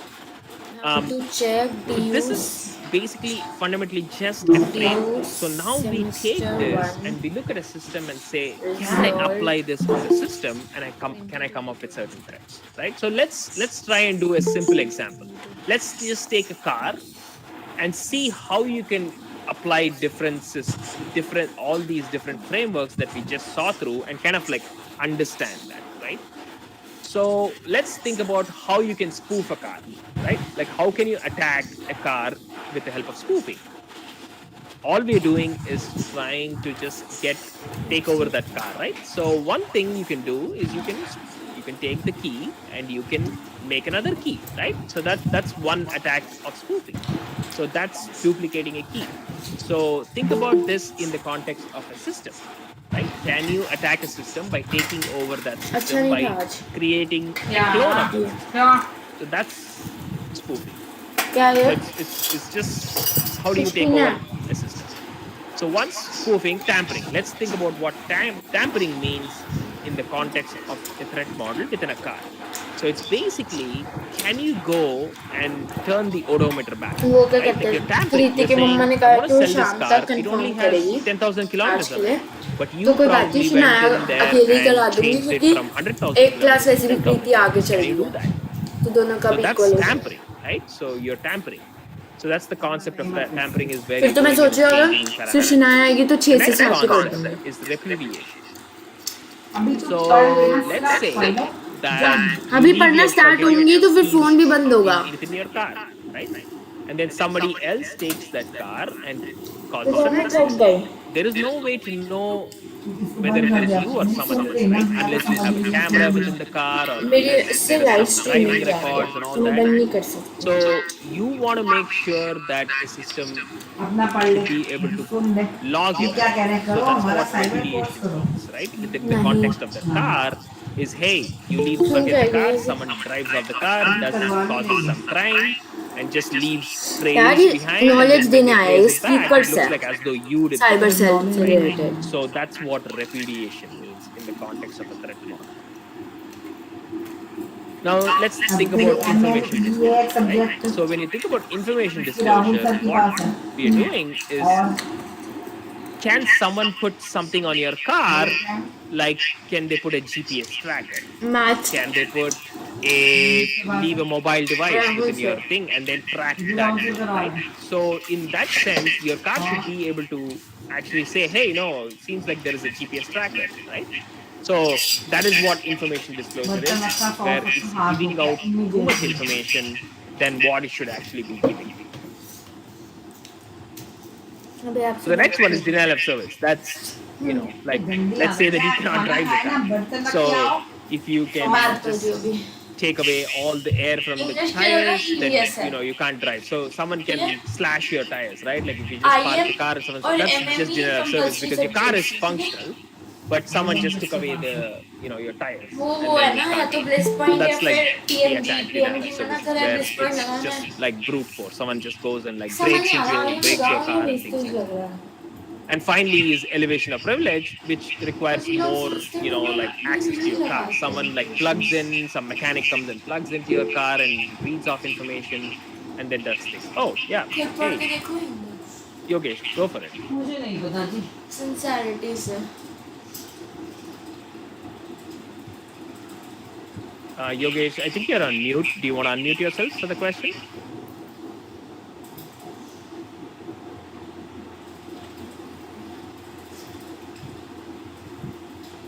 Okay, the difference between virus and worms. Good question.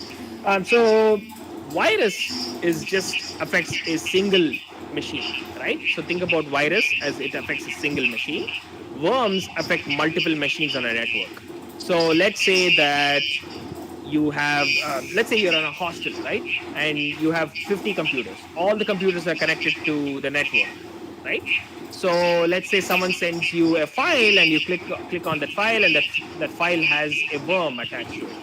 So that worm typically replicates over multiple computers within the network. So all it's doing, right, behind the scenes is opening a port on your computer, and it's finding out, is there any other computer open on the port on the same network, and if so, it's just sending that file over to that computer as well. That's a worm. A virus is you open a file, you open a script, it just gets executed on your local machine and only remains within your local machine.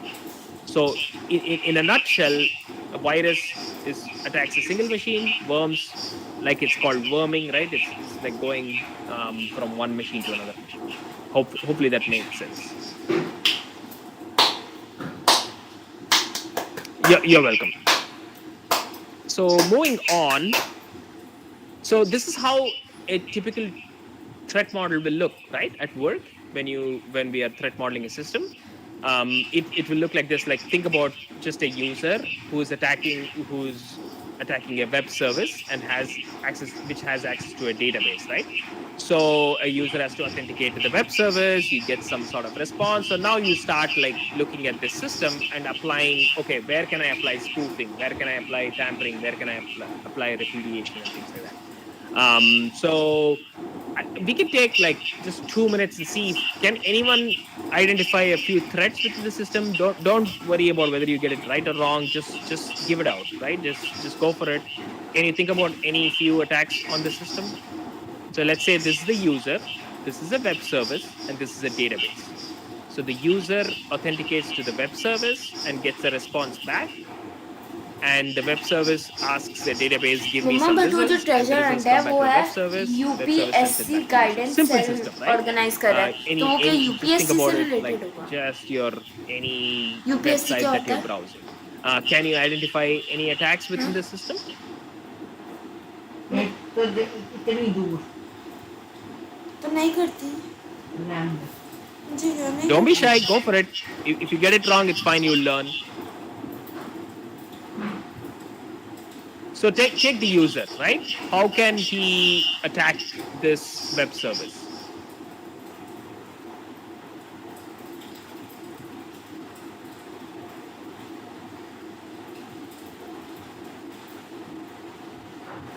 So think about something like, okay, can he pretend to be someone else by providing someone else's username password? That's one attack, right? So if he gives username password of someone else, that's a password, he or she. Another attack could be maybe someone in the middle can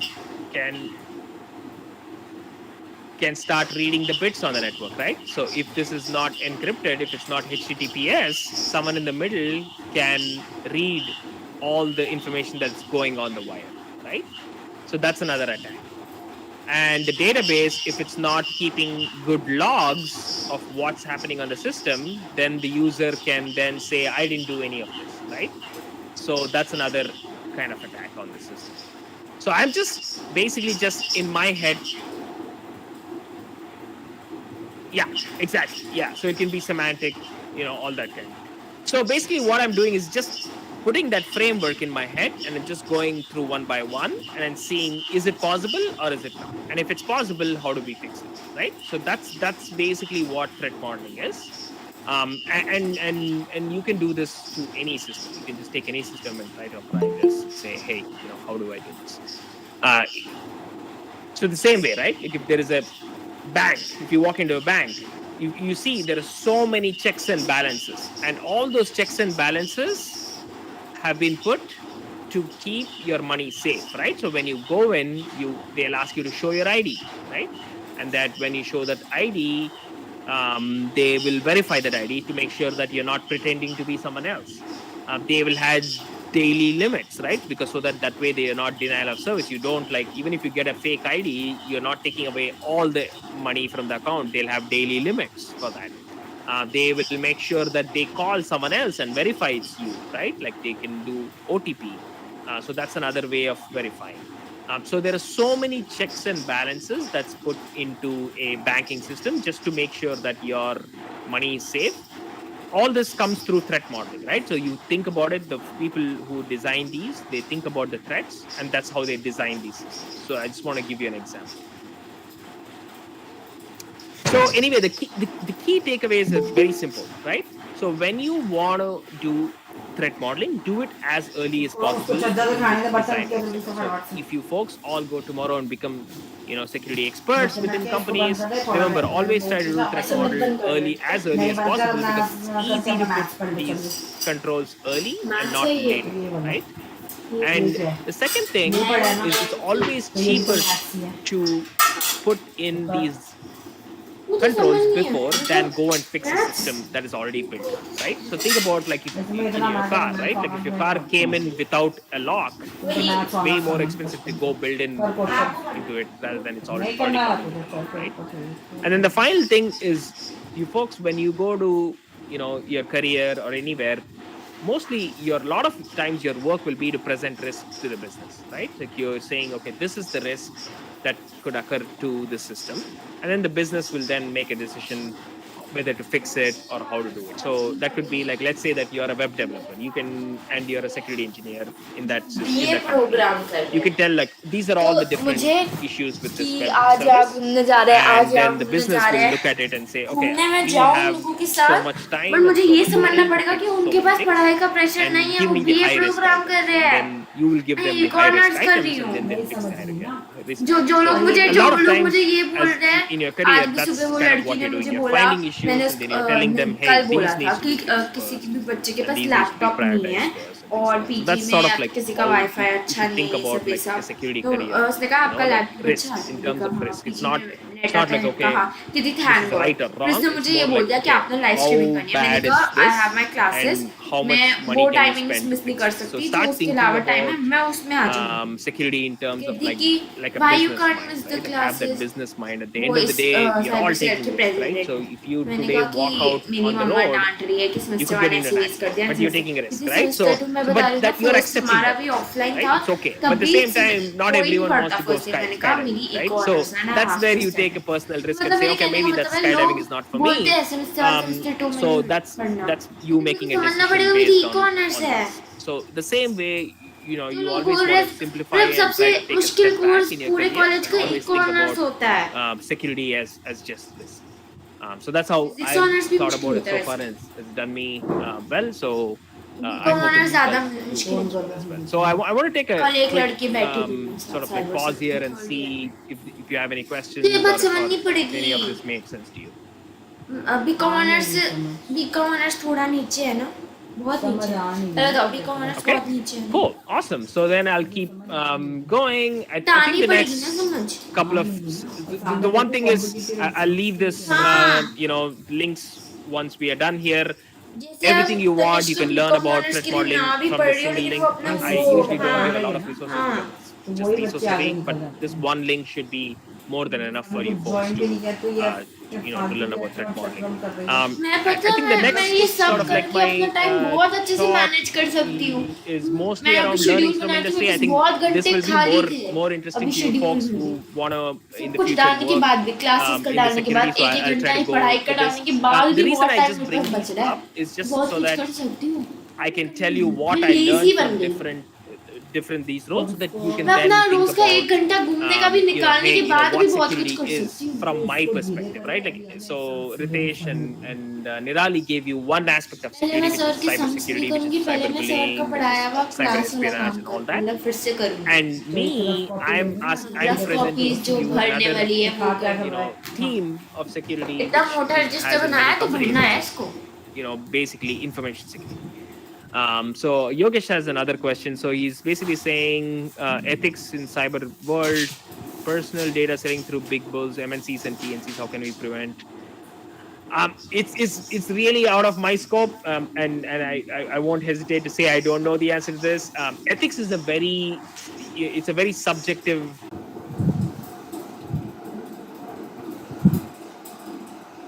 So I am not familiar with the data selling that you're having. That's definitely seems like a privacy issue. and I don't think that's not something I'm an expert in. So I'll defer that question to the experts, the privacy experts. So we'd have to take it up with the privacy experts, basically.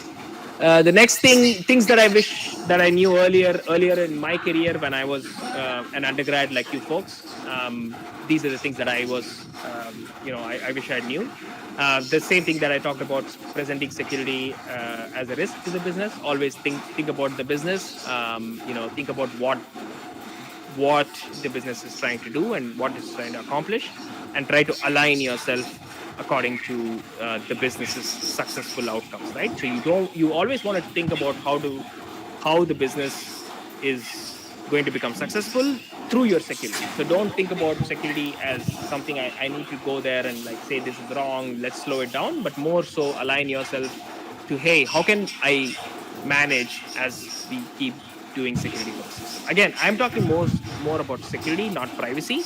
If you see privacy concerns, or if you see something like Yogesh is mentioning about data selling or all those kind of malpractices, that's something that you need to deal with according to the cyber law or the privacy laws of that specific geographical location, right? It varies from country to country and things like that. So that's something you folks are experts in, or hopefully you'll take care of it. But I'm more so talking about security. So always think about getting a T-shaped proficiency, and what I say by T-shape is its key is like this, right? So always pick one area, so where you can go into depth, and then with the and with the other areas you can go have breadth, right? But at least one area you should always have so that you can go into depth. So for example, my depth is basically in software development, so I had a depth in it, so I was able to then use that to gain a breadth in security, privacy, and a few other areas. I have a good breadth, but when it comes to code or like looking at code, identifying issues, I can go into that. So all of you, whatever area you choose, always have one area where you can speak in depth and be a subject matter expert in, and that'll generally take you a long way in your career. And that could be for a few years, like it could be like 5 to 10 years. You could be an expert in coding, or like program management,